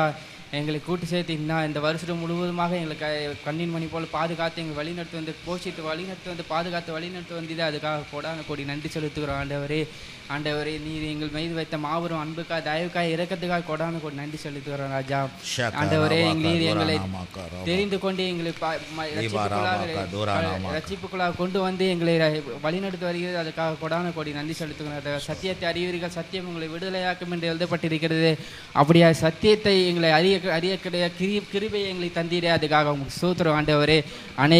அநேக இந்த உலகத்திலே ஆண்டவரே பாவத்தினாலே மனுஷன் இப்போ தேவனுடைய கடவுளுடைய உறவை விட்டு விலகி போன மக்கள், அநேக மக்கள் இந்த உலகத்தில் இருக்கிறார்கள் ஆண்டவரே. அந்த உலகத்துக்கு ஆண்டவரே நாங்கள் எங்களை வெளிச்சமாகவும் உப்பாகவும் வைத்திருக்கிறீர்கள் ஆண்டவரே. அந்த எங்களை கொண்டு அநேக கிறிஸ்தவ மக்கள் இயேசு யார் என்பதை உலகத்துக்கு அறிவிக்க முடியாத நாங்கள் ஜெபிக்கிறோம் கர்த்தாவே. ஒவ்வொருவரும் அவர்கள் அறிவிக்கும் போது ஆண்டவரை இயேசு யார் என்று கண்டு அவர்களுக்கு பாவத்திலிருந்து விடுதலையாக்கப்பட்டதுக்காக நான் ஸ்தோத்திரிக்கிறோம் ஆண்டவரே. அப்படியான செய்ததுக்காக நன்றி ஆண்டவரே. உண்மையான தெய்வம் யார் என்பதை அவர் உள்ளத்தில் அறிந்து கொள்ள தேவன் தாமே கிரியை செய்ய முடியாது நாங்கள் ஜெபிக்கிறோம் கர்த்தாவே. அப்படியா ஆண்டவரே, அவர்கள் நீதிமானாய் மாற்றினதுக்காக நன்றி. ஒவ்வொருவரும் சுவிசேஷத்தை இயேசு என்பதை யார் என்பதை ஒவ்வொரு விசுவாசிகளும் மற்றவர்களுக்கு சொல்லும் போது ஆண்டவரே, நீரே அவர்கள் மனக்கண்களை எல்லாம் திறந்ததுக்காக நன்றி செலுத்துகிறார் ராஜா. அவர்கள் மனக்கண்களை எல்லாம் நீர் ஆண்டவரை பிரகாசப்படுத்தினதுக்காக சொல்ற ஆண்டவரே. இயேசு யார் என்பதை உள்ளத்தில் அறிந்து கொள்ள பிரகாசமான மனக்கண்களை அவர்களுக்கு கொடுத்ததுக்காக நன்றி செலுத்துகிறார் ஆண்டவரே. தேவனே ஆண்டவரே, ஒவ்வொருவரும் அவர்கள் பிள்ளைகளாக ஒவ்வொருவரும் மாற்றினதுக்காக நன்றி செலுத்துகிறோம் ஆண்டவரே. இருளில் இருக்கிற மக்களை வெளிச்சத்தின் பிள்ளைகளாக ஒவ்வொரு பிள்ளைகளையும் மாற்றினதுக்காக செலுத்துறோம் ஆண்டவரே. அப்படியா வெளிச்சத்தை கொண்டு வர ஆண்டவரே ஒவ்வொரு விசுவாசிகளையும் நீ பயன்படுத்தும்படியாக நாங்கள் ஜெபிக்கிறோம் ஆண்டவரே. சபைக்கு வருகிற ஒவ்வொரு சபையிலும் இருக்கிற ஒவ்வொரு விசுவாசிகளும் தேவன் யார் என்பதை ஒவ்வொரு மற்ற கடவுளை அறியாத மக்களுக்கு அறிவிக்க முடியாது நாங்கள் ஜெபிக்கிறோம் கர்த்தாவே. அறிந்து கொண்டு அவர்கள் ஆண்டவரே அப்படியாய் ஒவ்வொரு சுடர் விடும்படியாய் உலகத்துக்கு வெளிச்சம் காண்பிக்கும்படியாய் உலகத்துக்கு சுவை கொடுக்கிறவர்களாக ஒவ்வொருவரும் மாறும்படியாக நாங்கள் ஜெபிக்கிறோம் கர்த்தாவே. அப்படியா நீ ஒவ்வொருவரையும் அப்படியா நீ பயன்படுத்தினதுக்காக ஸ்தோத்திரம் ஆண்டவரே. ஒவ்வொரு இருதயத்திலும் அப்படியா நீ கிரியேட் செய்ய முடியாது நாங்கள் ஜெபிக்கிறோம் கர்த்தாவே. ஆண்டவரே, அப்படியா நீ அறிவிக்கக்கூடிய எல்லா தைரியத்தையும் பலத்தையும் சத்துவத்தையும் ஞானத்தையும் நீர் அப்படியே அவர்களுக்கு ஒவ்வொரு விசுவாசிகளுக்கும் நீ கொடுக்க முடியாது நாங்கள் ஜெபிக்கிறோம் கர்த்தாவே. அப்படி செய்ததுக்காக நன்றி ஆண்டவரே. நீரே எல்லா காரியங்களும் வாக்கிய செய்ததுக்காக ஸ்தோத்திரம். ஒவ்வொரு சபையில் இருக்க ஒவ்வொரு விசுவாசிகளும் நல்ல சத்தியத்தின்படி அறிந்து கொள்ள கிருபை செய்ததுக்காக நன்றி செலுத்துகிறேன் கர்த்தாவே. அப்படியா செய்ததுக்காக நன்றி ஆண்டவரே. நீரே எல்லா காரியங்களும் வாக்கிய செய்ததுக்காக ஸ்தோத்திரம் ஆண்டவரே. நீரே பெரிய காத்துக்கொள் வழி நடத்தும். இந்த சபையிலே கூட எல்லா விசுவாசிகளும் ஆண்டவரே நல்ல பிரகாசமான மனக்கண்களை கொடுத்திருக்கிறது, அதுக்காக நன்றி செலுத்துகிறேன். நீரே எல்லா காரியங்களும் வாக்கிய செய்ததுக்காக ஸ்தோத்திரம். ஒரு மனமாய் இந்த வேலையில கூட ஜெபிக்க கொடுத்த தருணத்துக்காக நன்றி செலுத்துகிறார் ராஜா. அப்படியா நீர் செய்த காரியங்களுக்காக எல்லா நன்மைகளுக்காக நன்றி செலுத்துகிறார் ராஜா. இந்த வருடம் முழுதும் செய்த எல்லா நன்மைகளுக்காக கொடான கோடி நன்றி செலுத்துகிறார் ராஜா. வருகிற ஆண்டை கூட நீர் ஆசீர்வாதமாக வைத்திருப்பதற்காக ஸ்தோத்திரம். வருஷத்தை நன்மையால் முடிசூட்டினதுக்காக நன்றி செலுத்துகிறோம் ஆண்டவரே. ஒவ்வொருவரும் வர வருஷத்துல ஜப ஆவியை ஊட்டும்படியாக ஜெபிக்கிறோம் ஆண்டவரே. சபைக்கு மக்களின் ஒவ்வொரு உள்ளத்திலும் ஜப ஆவி ஊற்றப்படும்படியாக ஜெபிக்கிறோம் ஆண்டவரே. ஜபத்துல ஒவ்வொரு நாளும் அவர்கள் சோர்ந்து போகாம ஒவ்வொரு நாளும் ஜெபம் பண்ணி ஆண்டவரே தேவன் இடத்துல எல்லாவற்றையும் பெற்றுக்கொள்ள கிருபை செய்ய மாட்டாங்க ஜெபிக்கிறோம் கர்த்தாவே. உலகத்துக்கு வெளிச்சம் காட்டுகளாக ஒவ்வொரு மாறுபடியாக ஜெபிக்கிறோம் கர்த்தாவே. செய்ததுக்காக நன்றி ஆண்டவரே. வருகிற ஆண்டை கூட ஆசீர்வாதமாக வைத்ததுக்காக நன்றி. உங்கள் சித்த நோக்கத்தை வருகிற ஆண்டில் எங்களை கொண்டு நிறைவேற்றும்படி நாங்கள் ஜெபிக்கிறோம் கர்த்தாவே. அப்படியா செய்ததுக்காக நன்றி ஆண்டவர். நீரே கவிதையான வேலை காத்துக்கொள் வழிநடத்தும் இயேசு கிறிஸ்துவின் நாமத்தினாலே ஜெபிக்கிறோம் எங்கள் ஜீவனுள்ள நல்ல பிதாவே. ஆமென். ஆமென் ஆமென் ஆமென் ஆமென். கர்த்தருக்கு ஸ்தோத்திரம். இந்த மூன்றாவது குறிப்பும் அவர் ஜெபம் பண்ணிட்டாரு. நம்ம அதுக்கு ஆனால் படிச்சிடலாம். மூணாவது குறிப்பு என்னென்னா, तीसरा पॉइंट, மூணாவது குறிப்பு என்னென்னா, तीसरा पॉइंट क्या है? சபை மக்கள் வந்து ஊழியங்களுக்காக ஜெபம் பண்ணணும்.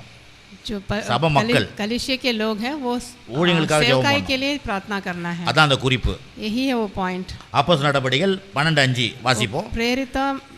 प्रेरित की किताब में 12 में 5. அப்போஸ்தலர் நடபடிகள் 12:5 நான் வாசிக்கிறேன். அப்படியே பேதுரு சிறைச்சாலையில் காக்கப்பட்டிருக்கையில் சபையார் அவனுக்காக தேவனை நோக்கி ஊக்கத்தோடு ஜெபம் பண்ணினார்கள்.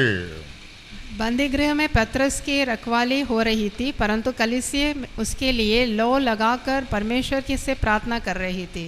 பேதுரு சீடர் ஜெயிலில் போட்டாங்க. जब पतरस बंदी गृह में जब रह गया, சபையார் வந்து சேர்ந்து ஊக்கத்தோடு ஜெபம் பண்ணாங்க. कलीसिया के लोग सब मिलकर प्रार्थना करें. இப்போ பாருங்க, நம்ம எல்லாமே என்ன குறிப்பு, கடவுளுடைய வார்த்தையிலேருந்து எடுத்துன்னு போய் ஜெபம் பண்ணுறோம். हम पॉइंट हम तो इनके वचन से ही निकाल रहे हैं. 26:40 மத்தேயு 26:40 मत्ती 26:40 निकालेंगे. 26:40 मत्ती 26:40. பின்பு அவர் சீசர்களிடத்தில் வந்து அவர்கள் நித்திரை பண்ணதை கண்டு பேதுருவை நோக்கி, நீங்கள் 1 மணி நேரமாவது என்னோடு கூட விழித்திருக்க கூடாதா? நீங்கள் சோதனைக்கு உட்படாதபடி விழித்திருந்து ஜெபம் பண்ணுங்கள். ஆவி உற்சாகம் உள்ளதுதான், மாம்சமோ பலவீனம் உள்ளது என்றார். பாருங்க, அங்க சபையார் ஊக்கத்தோடு ஜெபம் பண்றாங்க.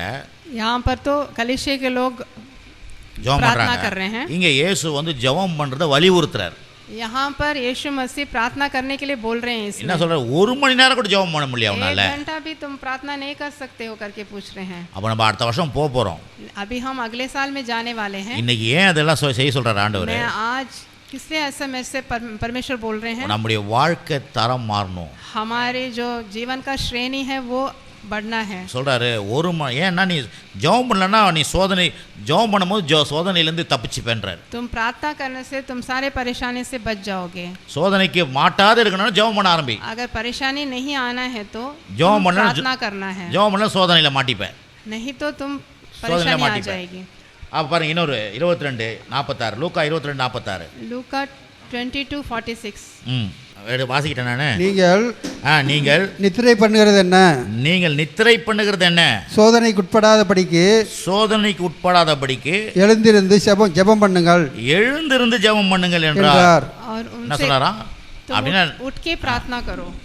வெறும் அங்க வந்து 1 மணி நேரம் ஜெபம் பண்ண சொல்றாரு. वहां पर क्या बोले थे? 1 घंटा प्रार्थना करने के लिए. நீ நித்திரை பண்றது என்ன? तुम क्यों सो रहे हो करके पूछ रहे हैं. எந்த நேரம் தூங்கினே இருக்கறியே? क्यों सोते रहते हो? ஜெபம் பண்ண மாட்டியா? उठ के प्रार्थना करो. ஏன்னா ஜெபம் பண்ணா நீ உன்னுடைய வாழ்க்கையில இருக்கிற சோதனையில இருந்து வெளியே வந்துருவே. तुम प्रार्थना में नहीं पड़ोगे. प्रार्थना அப்ப அதான் இங்க சொல்றாரு ஆண்டவர். यही बोल रहे हैं. அப்ப என்ன பண்ணணும்? நம்ம हम क्या करना है? எழுந்திருந்து ஜெபம் பண்ணணும். हम उठ के प्रार्थना करना है. பக்கத்துல பா சொல்லுங்க, எழுந்திருந்து. आप बगल में बोलिए, उठ के प्रार्थना करना है. ஜெபம் பண்ணணும். எழுந்த உடனே சாப்பிட கூடாது. उठते ही खाना खाने में नहीं जाना. எழுந்த உடனே டீ குடி கூடாது. उठते ही चाय पीने नहीं जाना है. இது எழுந்திருந்து வேற அது சொல்றது. ஆனால் இருந்தாலும் எழுந்திருந்து என்ன பண்ணணும்? उठ के क्या करना है? ஜெபம் பண்ணணும். आप प्रार्थना करना है. எவ்வளவு நேரம் ஜெபம் பண்ணணுமா? कितना देर प्रार्थना करना है? அட்லீஸ்ட் 1 மணி நேரம். कम से कम 1 घंटा प्रार्थना करना है. நெக்ஸ்ட் இயர் போறோம்பா. अभी हम अगले साल में जाने वाले हैं. அதெல்லாம் மனசுல வச்சீங்க. ये सब आप अपने मन में रख लीजिए. அந்த குழந்தையை கவனிச்சீங்க. जैसे वो मंद बुद्धि का वो बच्चे को देखिए आप, उसके समान नहीं रहना है. ரொம்ப कष्टமா இருக்கும். அவருக்கு ரொம்ப கஷ்டமா இருக்கும். परमेश्वर को हम लोगों को देखने से बहुत दुख होगा. அட்லீஸ்ட் 1 மணி நேரம் ஜெபம் பண்ணணும். हम 1 घंटा कम से कम प्रार्थना करना है. அதுக்காக தம்பி ஜெபம் பண்ணிட்டார் ஏற்கனவே. ஜெபாவிய ஊத்துங்க ஆண்டவரே. उसके लिए तो पहले प्रार्थना कर दो. சோதனை பண்ண எல்லாரும் மேலயே ஜெபாவிய ஊத்துங்க ஆண்டவரே. இயேசுவின் நாமத்தில் ஜெபாவிய சொல்லுங்க. என் மேல ஜெபாவிய ஊத்துங்க. எல்லா வாயில தந்து என் மேல ஜெபாவிய ஊத்துங்க. என் மேல ஜெபாவிய ஊத்துங்க. வாயத்தன்னு சொல்லுங்க, என் மேல ஜெபாவிய ஊத்துங்க. கடவுள் மேல கேக்குறீங்க, என் மேல ஜெபாவிய ஊத்துங்க. சோதனைக்கு உட்படாதபடி ஜெபாவிய ஊத்துங்க ஆண்டவரே. இயேசுவின் நாமத்தினால ஜெபாவிய ஊத்துங்க. ஜெபாவிய ஊத்துங்க. ஜெபாவிய ஊத்துங்க. ஆண்டவர் அப்படி ஊத்துன காரணங்களை தேடி கர்த்தரை ஸ்தோத்திரம் பண்ணுவோம். ஒப்பு கொடுத்தீரையா உம்மையே எனக்காக, உலகின் ரட்சகரே உன்னத பலியாக ஒப்பு கொடுத்தீரையா, உம்மையே எனக்காக உலகின் இரட்சகரே. உன்னத பலியாக எங்களை வாழ வைக்க சிலுவையில் தொங்கினீரே. சொல்லுங்க, எங்களை வாழ வைக்க சிலுவையில் தொங்கினீரே. நோக்கி பார்த்ததினால் பிழைத்து கொண்டோமையா, உம்மை நோக்கி பார்த்ததினால் பிழைத்து கொண்டோமையா. ஒப்பு கொடுத்தீரையா, உம்மை எனக்காக, உம்மையே எனக்காக உலகின் இரட்சகரே. உன்னத பலியாக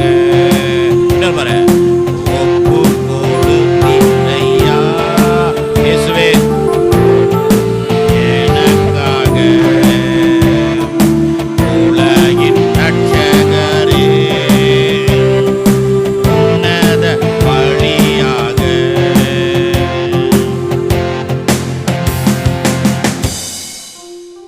நான்காவது குறிப்பு பார்க்க போகிறோம். சபை ஜனங்கள் வசனத்தின் மேலே வாஞ்சை இருக்க வேண்டும்.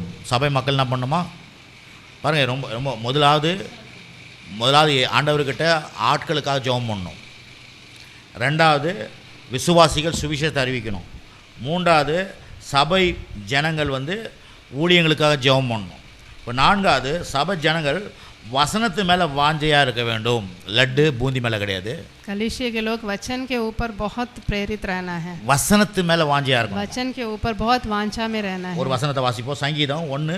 अभी भजन संगीता पढ़ेंगे. 1-2 சங்கீதம் 1 भजन संगीता 1 में 1-2 வாசிங்க. துன்மார்க்கருடைய ஆலோசனை நடவாமலும், துன்மார்க்க ஆலோசனை நடவாமலும், பாவிகளுடைய வழியில் நில்லாமலும், பாவிகளுடைய வழியில் நில்லாமலும், பரியாசக்காரர் உட்காரும் இடத்தில் உட்காராமலும், பரியாசக்காரர் உட்காரும் இடத்தில் உட்காராமலும், கர்த்தருடைய வேதத்தில் பிரியமாயிருந்து இரவும் பகலும் அவருடைய வேதத்தில் தியானமாயிருக்கிற மனுஷன் பாக்கியவான். பாக்கியவான். பாருங்க, வசனத்து மேல வாஞ்சை. அது மாத்திரம் இல்லை, இன்னொரு இடத்துல சொல்றார் ஆண்டவர் மத்தேயு 4:4 मत्ती 4:4 भी देखेंगे. மனுஷன் அப்பத்தினால் மாத்திரம் இல்ல, தேவ வாயில் வருகிற ஒவ்வொரு வார்த்தையிலும் பிழைப்பான். मत्ती 4:4 में 4:4 நீங்க வாசி பார்த்தீங்கன்னா, यीशु ने उत्तर दिया, लिखा है मनुष्य केवल रोटी ही से नहीं परंतु हर एक वचन से जो परमेश्वर के मुख से निकलता है जीवित रहेगा. ஆமென். आमेन. அப்போ ஒவ்வொரு வார்த்தையிலும் பிழைப்பான்னா அப்போ வார்த்தை எவ்வளவு முக்கியங்க. एक एक वचन से भी वो बचेगा. வசனத்தை வாசிக்கணுமா இல்லையா? आप वचन को पढ़ना है. ஏன்னா இப்போ நான் இப்போ பிரிட்டோ நான் சொல்ல இது நான் சொல்றேன். मैं नहीं बोल रहा हूँ ये. நீங்க வச்சிருக்கிற வேதாமோ உங்க கையில இருக்கிற வேதாமோ அது உங்களுக்கு உங்ககிட்ட சொல்லுது. वो पवित्र शास्त्र आपसे बात என்ன சொல்லுது? क्या कह रहा है? எப்பா வசனத்தானா நீ வாழ்க்கை நல்லா இருக்கும். वचन से ही आपके जीवन अच्छा रहेगा. நீ அப்பதான் பாக்கியவானா இருக்க முடியும். तभी तू भाग्यवान बनेगा. இரவும் பகலும் தியானமா இருக்கிற மனுஷன் பாக்கியவான் சொல்லுது. तो रात और दिन उस पर ध्यान रहना. அப்ப கொஞ்சமாவது வசனத்தை வாசிக்கணுமா வேணாவா? आप वचन को निकाल के पढ़ना है. அப்படின்னு கடவுளுடைய வார்த்தை சொல்லுது. ऐसे परमेश्वर का वचन बोलता है. இயேசு சொல்றாரு, यीशु मसीह बोल रहे हैं, ஒவ்வொரு வார்த்தையில மனுஷன் பிழைப்பானா.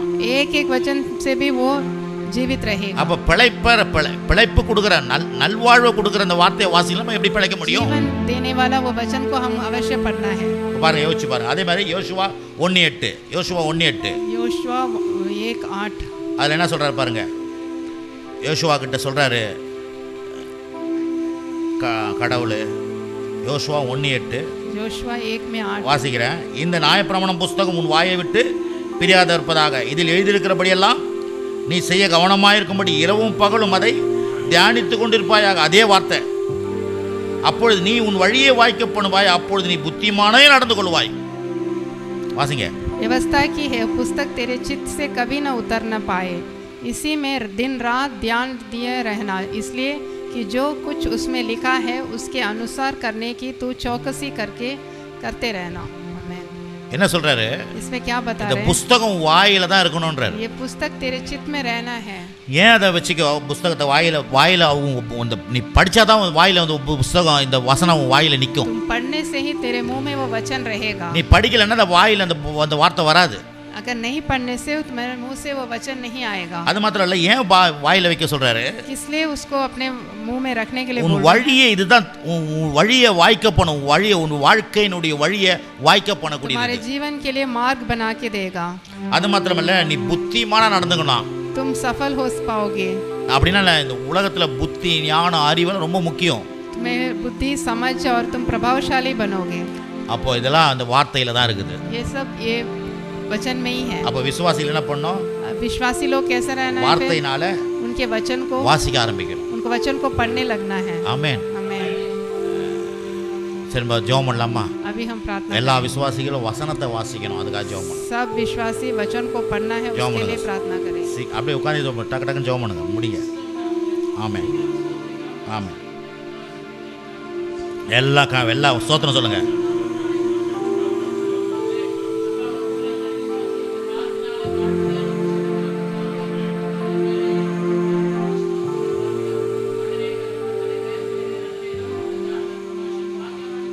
ஆமென்.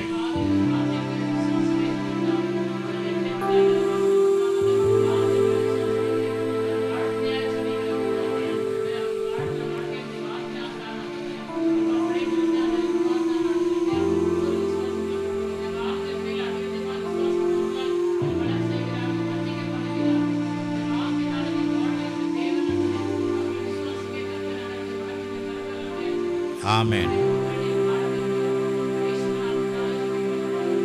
ஆமென். அல்லேலூயா.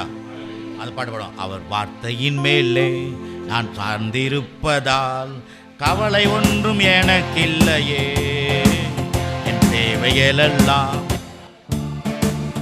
பாடுங்க. அவர் வார்த்தையின் மேலே கவலை ஒன்றும் தேவைகளெல்லாம் அவர் பார்த்துக் கொள்வதா, நான் கர்த்தருக்குள் மகிழ்ந்திருப்பேனே. யெகோவாயிரே என்ற தேவன், தேவைகள் யாவும் சந்திப்பீரே. யெகோவா ராப்பா என்ற தேவன், என்னாலும் சுகம் தருவீரே. யெகோவாயிரே என்ற தேவன், தேவைகள் யாவும் சந்திப்பீரே. யெகோவா ராப்பா என்ற தேவன், என்னாலும் சுகம் தருவீரே. கடகடன் பார்ப்போம். முதலாவது 5வது, விசுவாசிகள் தேவ சித்தத்தை அறிந்து கொள்ள வேண்டும். பாருங்க, நான் சொல்ற அத்தனை பாயிண்ட்டும் ஒரு வாழ்க்கை, நம்முடைய வாழ்க்கைக்கு எவ்வளவு முக்கியமானதை பத்தி நான் சொல்றேன். ये सब बहुत महत्वपूर्ण है हमारे जीवन के लिए. விசுவாசிகள் என்ன பண்ணுமா? தேவ சித்தத்தை அறிந்து கொள்ள வேண்டும். विश्वासी जो परमेश्वर की योजना को जानना है. அப்படின்னா என்ன அர்த்தம்? इसका मतलब क्या है? கடவுள் உங்களுக்காக வச்சிருக்கிற திட்டத்தை நீங்க அறிஞ்சு கொள்ளனா जो நம்ம குழப்பத்துல தான் வாழ்வோம். जो मकसद हमारे लिए प्रभु ने रखा है उसको जानना है हम. இன்னைக்கு ஊர் முழுக்கும் அப்படின்னா விசுவாசிகள் இன்னைக்கு தேவ சித்தத்தை அறியாம தான் நிறைய பேர் வாழறாங்க. लेकिन अभी तो विश्वासी लोग उनका परमेश्वर का मकसद नहीं पहचान पा रहे हैं. இதெல்லாம் ஃபர்ஸ்ட் பாயிண்ட். இதெல்லாம் ये तो पहला प्रथम है ये. ஆமென். இப்போ பாருங்க, நான் தேவ சித்தத்தை அறிஞ்சதுனால தான் मैं उनकी योजना को मैंने जाना है. எனக்கு என்னுடைய வாழ்க்கை படிப்படியா மாறினே இருக்குது. मेरा जीवन बदला. அப்ப தேவ சித்தத்தை அறியிறது ரொம்ப முக்கியம் பாருங்க. परमेश्वर की योजना को आप भी जानना है. ரோமர் 12:2 வாசிங்க பிரதர். டக்குன்னு रोमियो में 12 में 2 पढ़ेंगे. நீங்கள் இந்த பிரபஞ்சத்திற்கு ஒத்தவேசம் தெரியாமல் தேவனுடைய நன்மையும் பிரியமும் பரிபூர்ணமான சித்தம் இன்னதென்று பகுத்தறியத்தக்கதாக உங்கள் மனம் புதிதாகிறதுனாலே மறுரூபமாகுங்கள். அல்லாமலும் எனக்கு அருளப்பட்ட கிருபையினாலே நான் சொல்கிறதாவது, உங்களில் எவனானாலும் தன்னை குறித்து 2 வரைக்கும் பாருங்க. இங்க சொல்லப்பட்டிருக்குது, நீங்கள் இந்த பிரபஞ்சத்தின் ஒத்த வேஷம் அப்படின்னா என்னன்னா, நீங்க வந்து கடவுளோட சித்தத்தை அறியலன்னா, अगर इच्छा को नहीं जानने से நீங்க ஒரு வேஷக்கார மாதிரி அப்படின்னா एक सदृश्य बन जाओगे, புரியாத வாழ்க்கை அப்படின்றாரு. तुम अनजाने में जियोगे तुम. தேவனுடைய நன்மையும் பிரியும் பரிபூர்ணமான சித்தம் என்னதென்று பகுத்தறியத்தக்கதாக உங்கள் மனம் புதியதாக மருவமாகின்றார். परमेश्वर की भली और भावती और सिद्ध इच्छा अनुभव से मालूम होना है. கடவுள் சித்தம் தெரிஞ்சாதான் பிரதர் उनका सिद्ध और Sister, इच्छा मालूम होना है.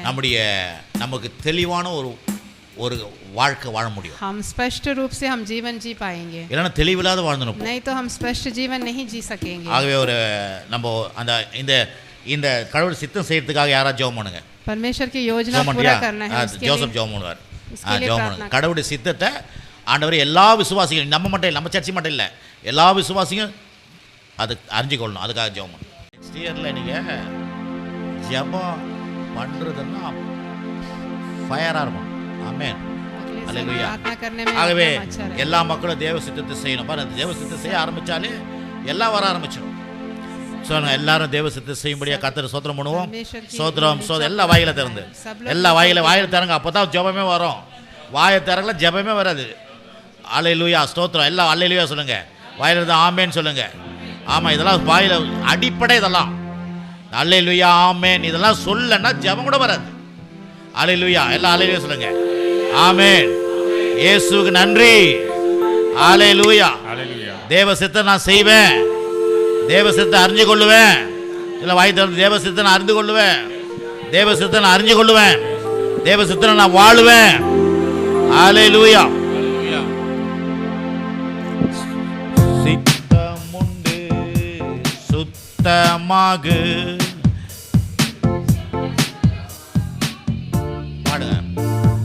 சித்தமுண்டு சுத்தமாகு என்று சொல்லி சுகமாக்கினே ஐயா என்று சொல்லி சுகமாக்கினே ஐயா என்று சொல்லி சுகமாக்கினே. விண்ணப்பத்தை கேட்பவரே எங்கள் விசுவாசம் காண்பவரே சுகம் தருபவரே ஸ்தோத்திரம் பேசையா. விண்ணப்பத்தை கேட்பவரே எங்கள் விசுவாசம் காண்பவரே சுகம் தருபவரே ஸ்தோத்திரம் பேசையா.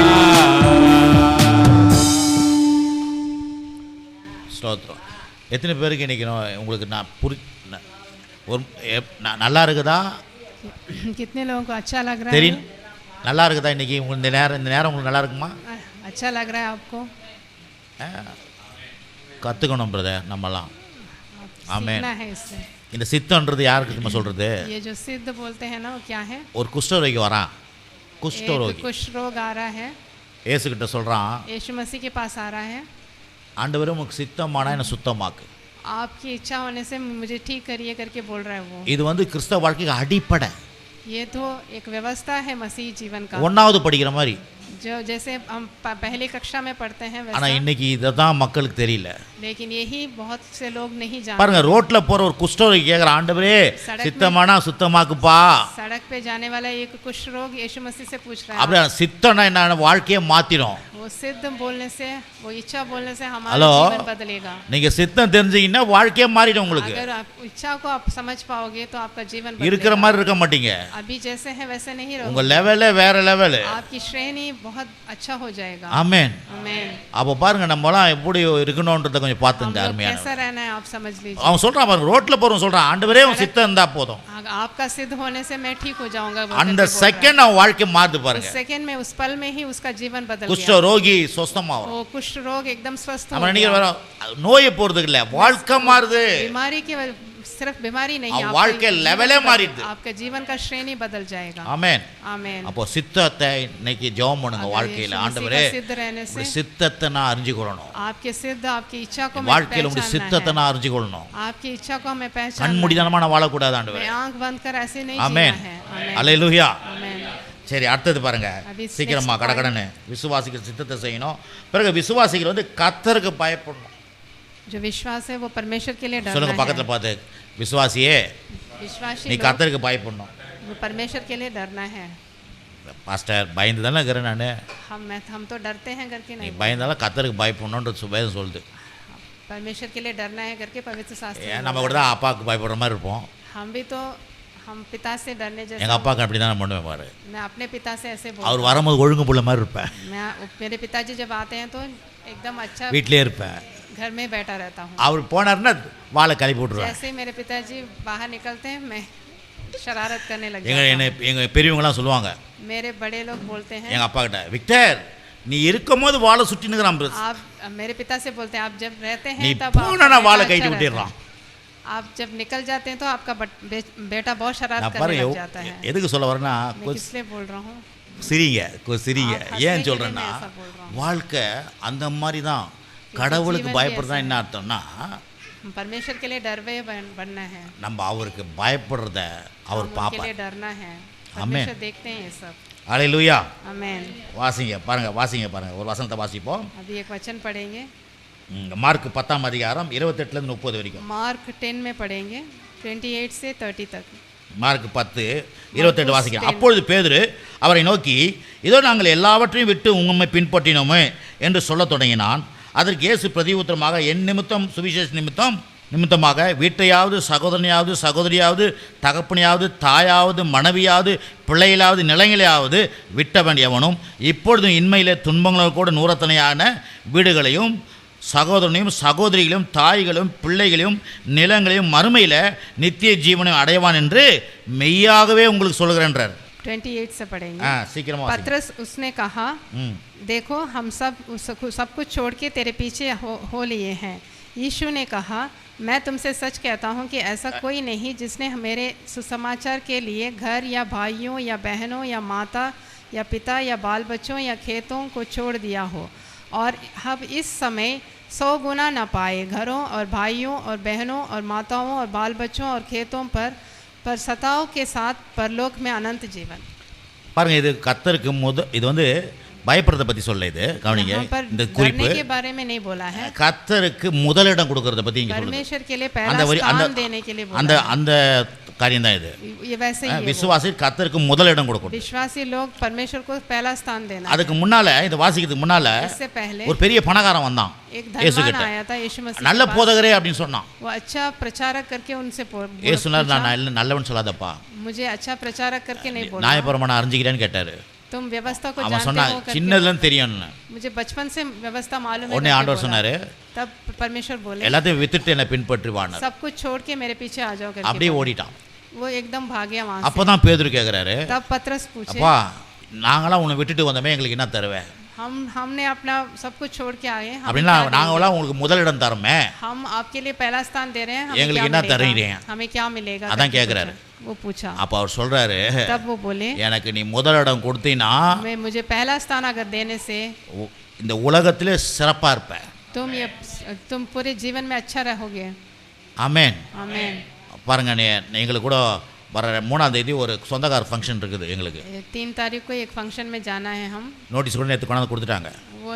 वो इनविटेशन लेके आके दे दिए। நான் அதுக்கு முன்னாலேயே எனக்கு டிக்கெட்லாம் போட்டேன், उससे पहले ही मैंने अपना टिकट रिजर्व ஊழியத்துக்கு कर दिया, போறதுக்கு. वो सेवकाई में जाने के लिए। அந்த டேட்டில் தான் போய் ஆகணும் நான். उसी डेट में मैं जाना है सेवकाई के ஆனால் நேற்று लिए। வந்து கொடுத்தாங்க, நான் ஒன்றையும் சொல்லிக்கல. அதை लेकिन कल आके न्योता देके गए, मैं कुछ नहीं बोला। என்ன பாஸ் தள்ளி போட்டுக்கலாமா, தள்ளி போட்டிருக்கலாம் நான்.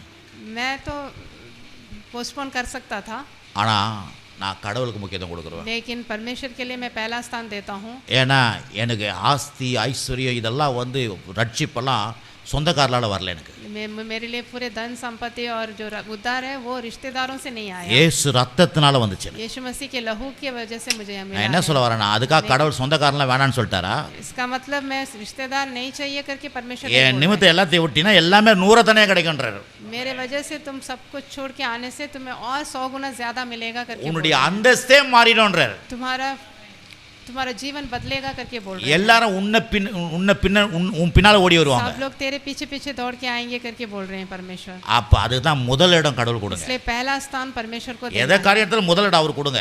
सारे कार्य में उनके लिए पहला स्थान देना है। உங்க வாழ்க்கையில அவர் 100 தனியான காரியங்களை செய்வார். तब तुम्हारे जीवन में 100 गुना बढ़ोतरी அதான் இங்க होगी। சொல்றாரு. वही बोल रहे हैं यहाँ पर। அதுக்கப்புறம் பாருங்க, 2 குறிப்பு ஒன்றா பண்ணிடலாம். விசுவாசிகள் கர்த்தருக்கு பயப்படுற பயம்.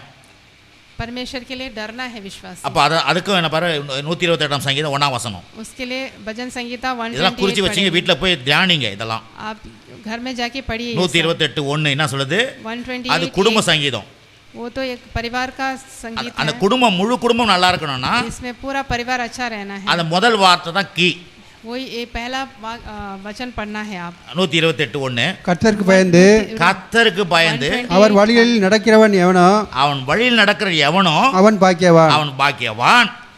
உன் கைகளின் ஆ பிரயாசை நீ சாப்பிடுவாய். ஆ உனக்கு பாக்கியமும் நன்மை உண்டாயிருக்கும். ஆ உன் மனைவி ஆ. உன் வீட்டோரங்களில் ஆ. கனிதரும் திராட்சை பொடியைப் போல இருப்பாள். ஆ உன் பிள்ளைகள் ஆ. உன் பந்தியை சுற்றிலும் ஆ. ஒலிவமர கன்றுகளைப் போல் இருப்பார்கள். ஆ இதோ கர்த்தருக்கு பயப்படுற மனுஷன் ஆ.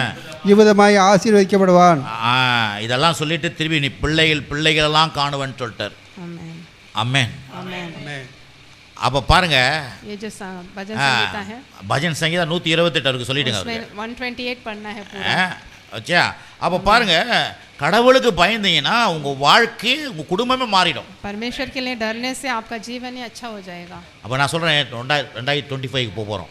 अभी हम 2020 2025 में जाने वाले இன்றைக்கு ஏன் हैं. இதை செய்ய சொல்கிறார் ஆண்டவர்? आज मैं क्या என்னுடைய बोल வாழ்க்கை कर रहा தரம் हूँ மாறணுன்றதுக்கு क्योंकि हमारा எனக்கு जीवन தேவன் बदलना விரும்புகிறாரு. है.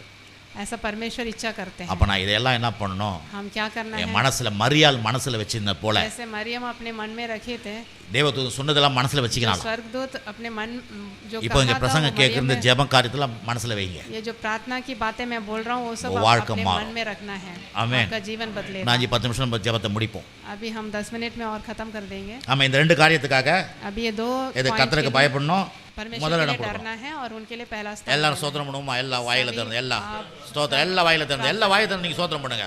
ஆண்டவர் இந்த ரெண்டு காரியம் என் வாழ்க்கையில் நடக்கணும். ஸ்தோத்திரம் கர்த்தருக்கு பயப்படுறது, கர்த்தருக்கு முதலிடம் கொடுக்குறது. ஆண்டவரே இது நடக்கிறதுக்காக ஸ்தோத்திரம் ஸ்தோத்திரம் ஸ்தோத்திரம். நான் மட்டும் இல்லை, சபையில் இங்கே இருக்க எல்லா மக்களும் எல்லா தமிழ்நாட்டில் இருக்கிற மக்கள் அத்தனை பேரும் இப்படிப்பட்ட காரியங்களை செய்யணும். ஆண்டவரே உமக்கு நன்றி நன்றி நன்றி நன்றி நன்றி நன்றி நன்றி நன்றி ஆண்டவரே. இப்படியா ஜனங்கள் கர்த்தருக்கு பயப்படுற பயமும் உண்டாகணும், முதலிடம் கொடுக்குற மக்களாக மாறணும். ஆண்டவரே எல்லாருக்கும் ஸ்தோத்திரம் ஸ்தோத்திரம் ஸ்தோத்திரம் ஸ்தோத்திரம் ஸ்தோத்திரம் ஸ்தோத்திரம் ஸ்தோத்திரம் ஸ்தோத்திரம் ஸ்தோத்திரம். அல்லேலூயா. அடுத்தது 8வது ये 8वां पॉइंट விசுவாசிகள் என்ன பண்ணுமா? விசுவாசி தன்னுடைய போதகரை अपने தன்னுடைய ஆவிக்குரிய தகப்பனாக அறிந்து வைத்து இருக்க வேண்டும். अपने प्रचारक को आत्मिक पिता जैसा मानना है.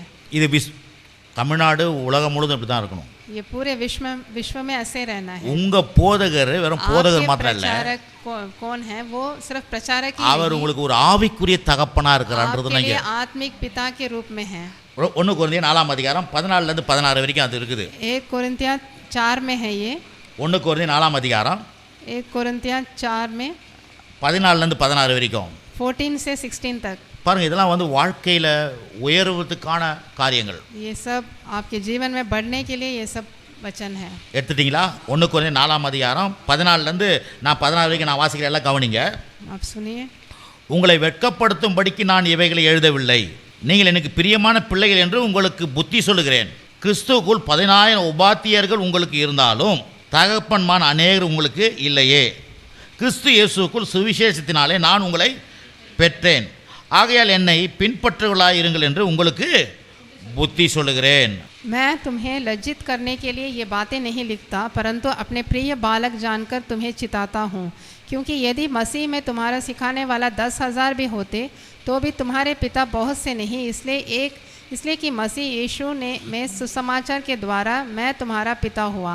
इसलिए मैं तुमसे विनती करता हूँ कि मेरी जैसी चाल चलो. आमेन.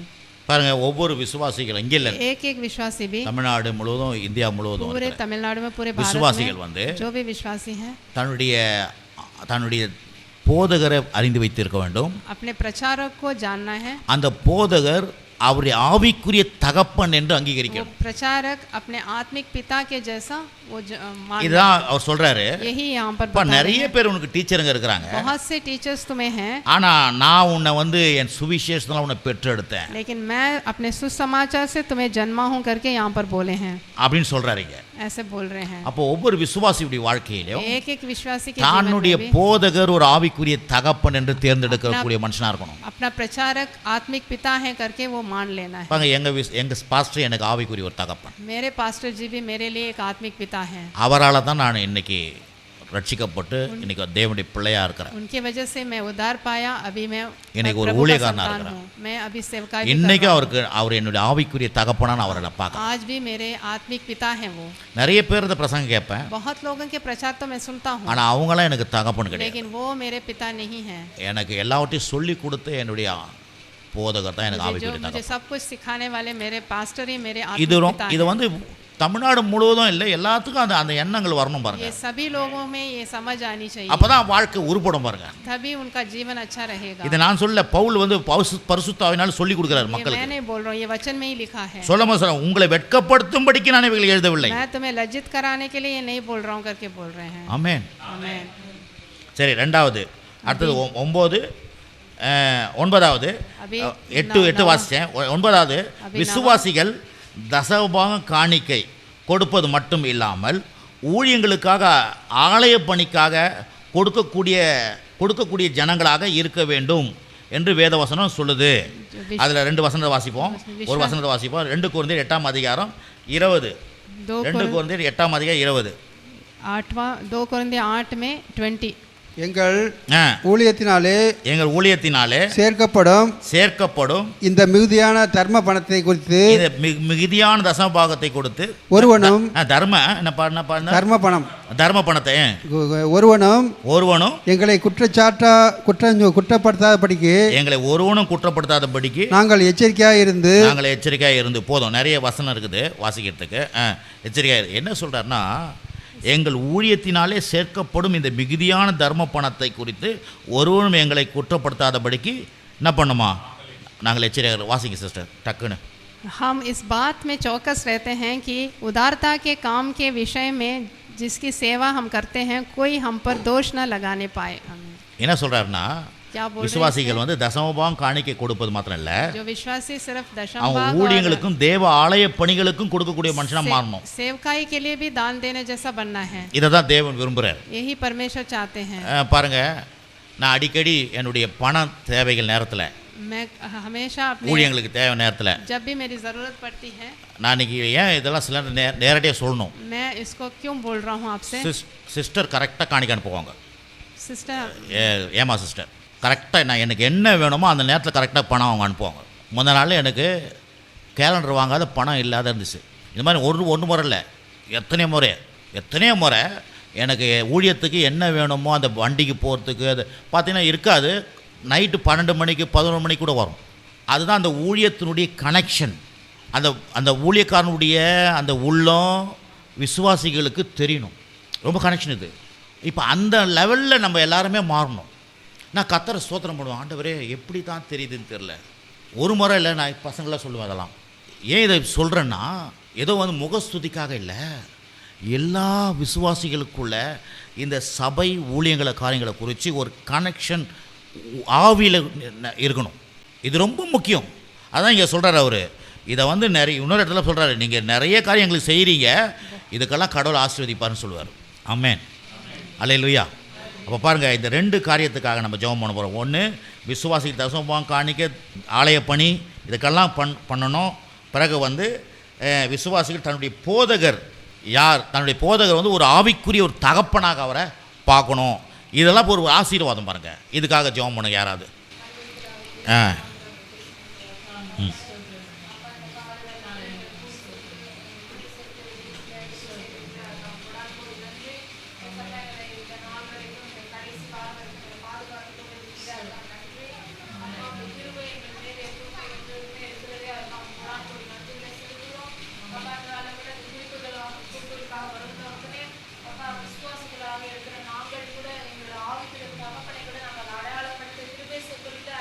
நன்றி. ஆமென் ஆண்டவரே.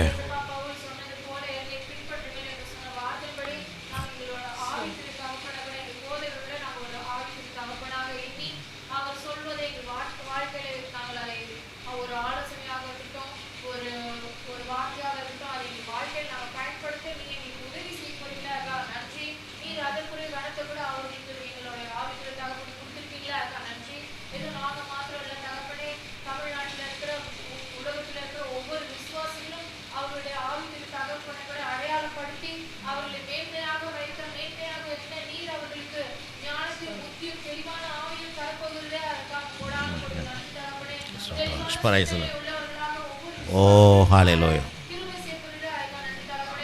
ஸ்தோத்திரம்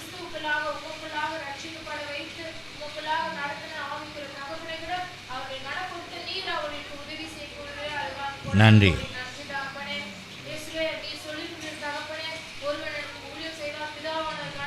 ஆமென்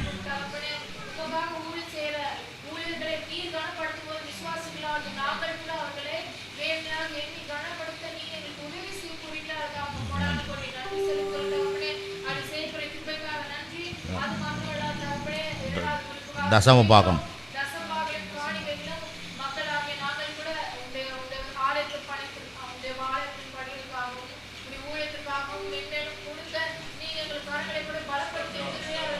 நன்றி ஆண்டவர்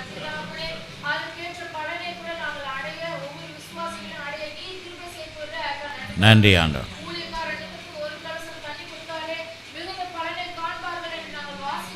ஆமென்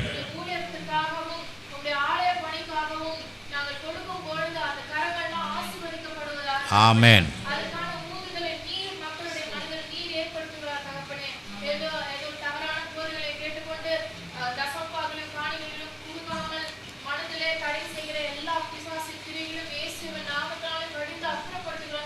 ஆமென்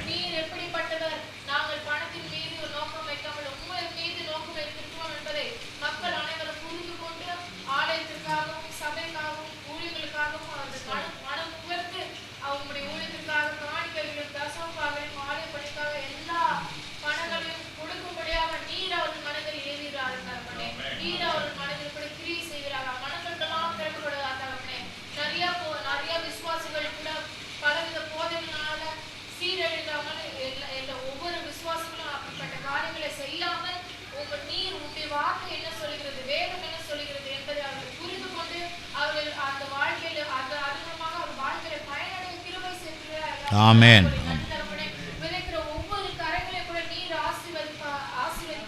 ஆமென் நன்றி நன்றி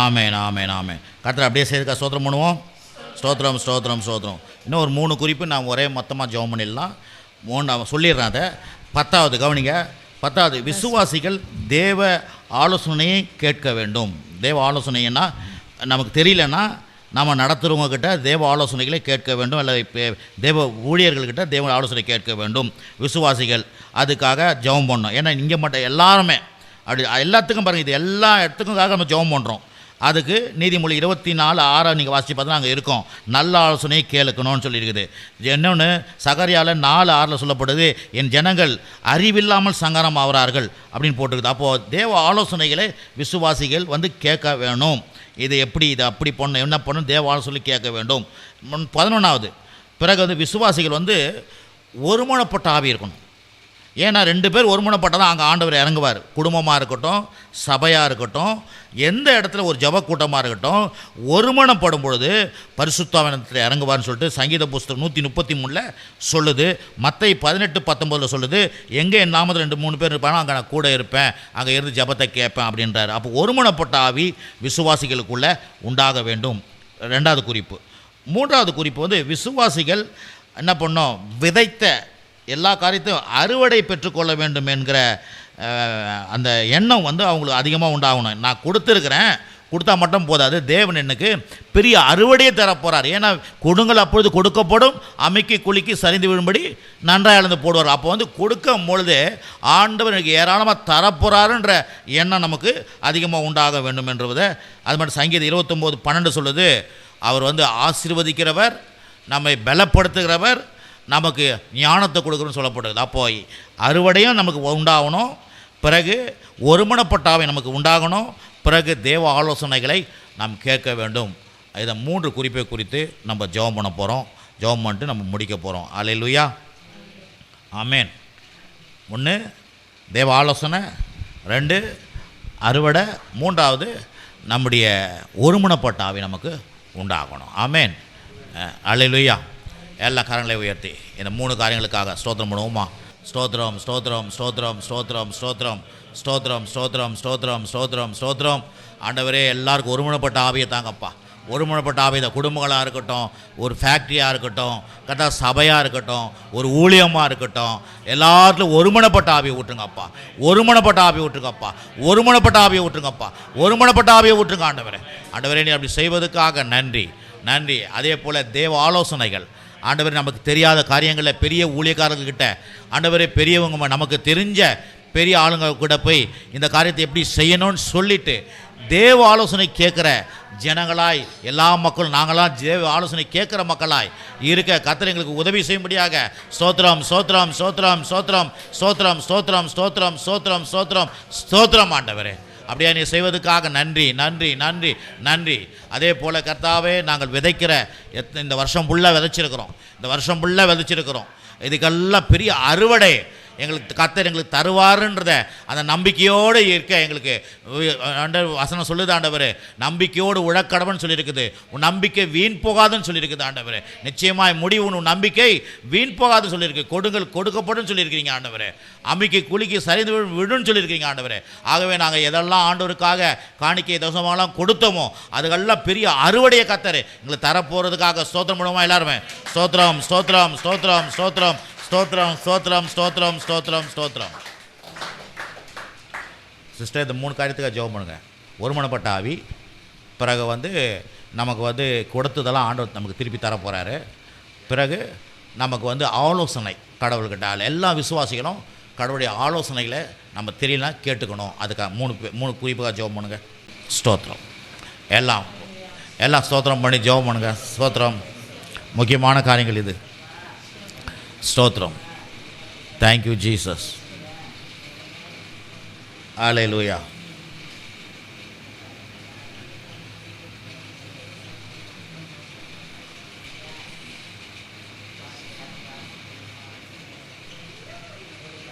ஹல்லேலூயா.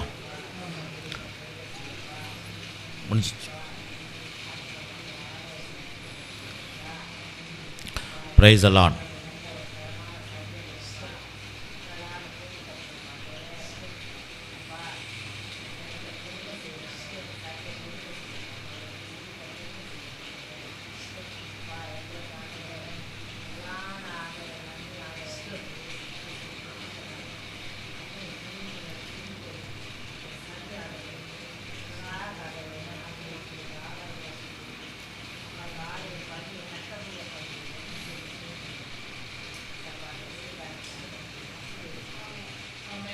ஆமென். எல்லாத்துக்கும் ஜெபம் பண்ணோம். அதுக்காக எல்லா ஸ்தோத்திரம் பண்ணுவோம். ஸ்தோத்திரம் ஸ்தோத்திரம். நம்ம புதிய வருஷத்துக்கு போக போகிறோம். நம்ம இன்னும் நிறைய காரியங்களை கற்றுக்கிட்டு நல்லா இருக்க போகிறோம். ஆமென். கர்த்தரை கர்த்தரை மகிமைப்படுத்தும். நம்முடைய ஆண்டவரே, இந்த நல்ல நாளுக்காக ஸ்தோத்திரம். வந்த ஒவ்வொரு பிள்ளைகள் மேலேயும் நம்முடைய பரிசுத்த ஆவினால் நிரப்பி கேட்ட விண்ணப்பங்களுக்கெல்லாம் நீ பதில் கொடுத்ததுக்காக உமக்கு கோடி கோடி நன்றி. உங்களை வந்த ஒவ்வொருவரையும் கர்த்தர் ஆசீர்வதிங்க. ஒவ்வொரு குடும்பத்தையும் ஆசீர்வதிங்க. ஒவ்வொரு குடும்பத்தையும் புது வருஷத்தில் புதிய வழியும் புதிய வாசலையும் திறக்க போவதுக்காக ஸ்தோத்திரம். அவளை புதிய சுவாபம் உடையவர்களாக மாற்றுவதற்காக ஸ்தோத்திரம். ஜெபித்த எல்லா ஜெபங்களும் அவங்க வாழ்க்கையில் பழிப்பதுக்காக ஸ்தோத்திரம் ஸ்தோத்திரம் ஸ்தோத்திரம் ஸ்தோத்திரம் ஸ்தோத்திரம். இயேசுவின் நாமத்தினாலே பிதாவே, ஆமென். நம்முடைய கர்த்தராகிய இயேசு கிறிஸ்துவின் கிருபையும் பிதாவாகிய தேவனுடைய அன்பும் பரிசுத்த ஆவியின் ஐக்கியமும் சமாதானம் இன்றைக்கும் சதா காலம் நம்மோடு கூட இருப்பதாக. ஆமென்.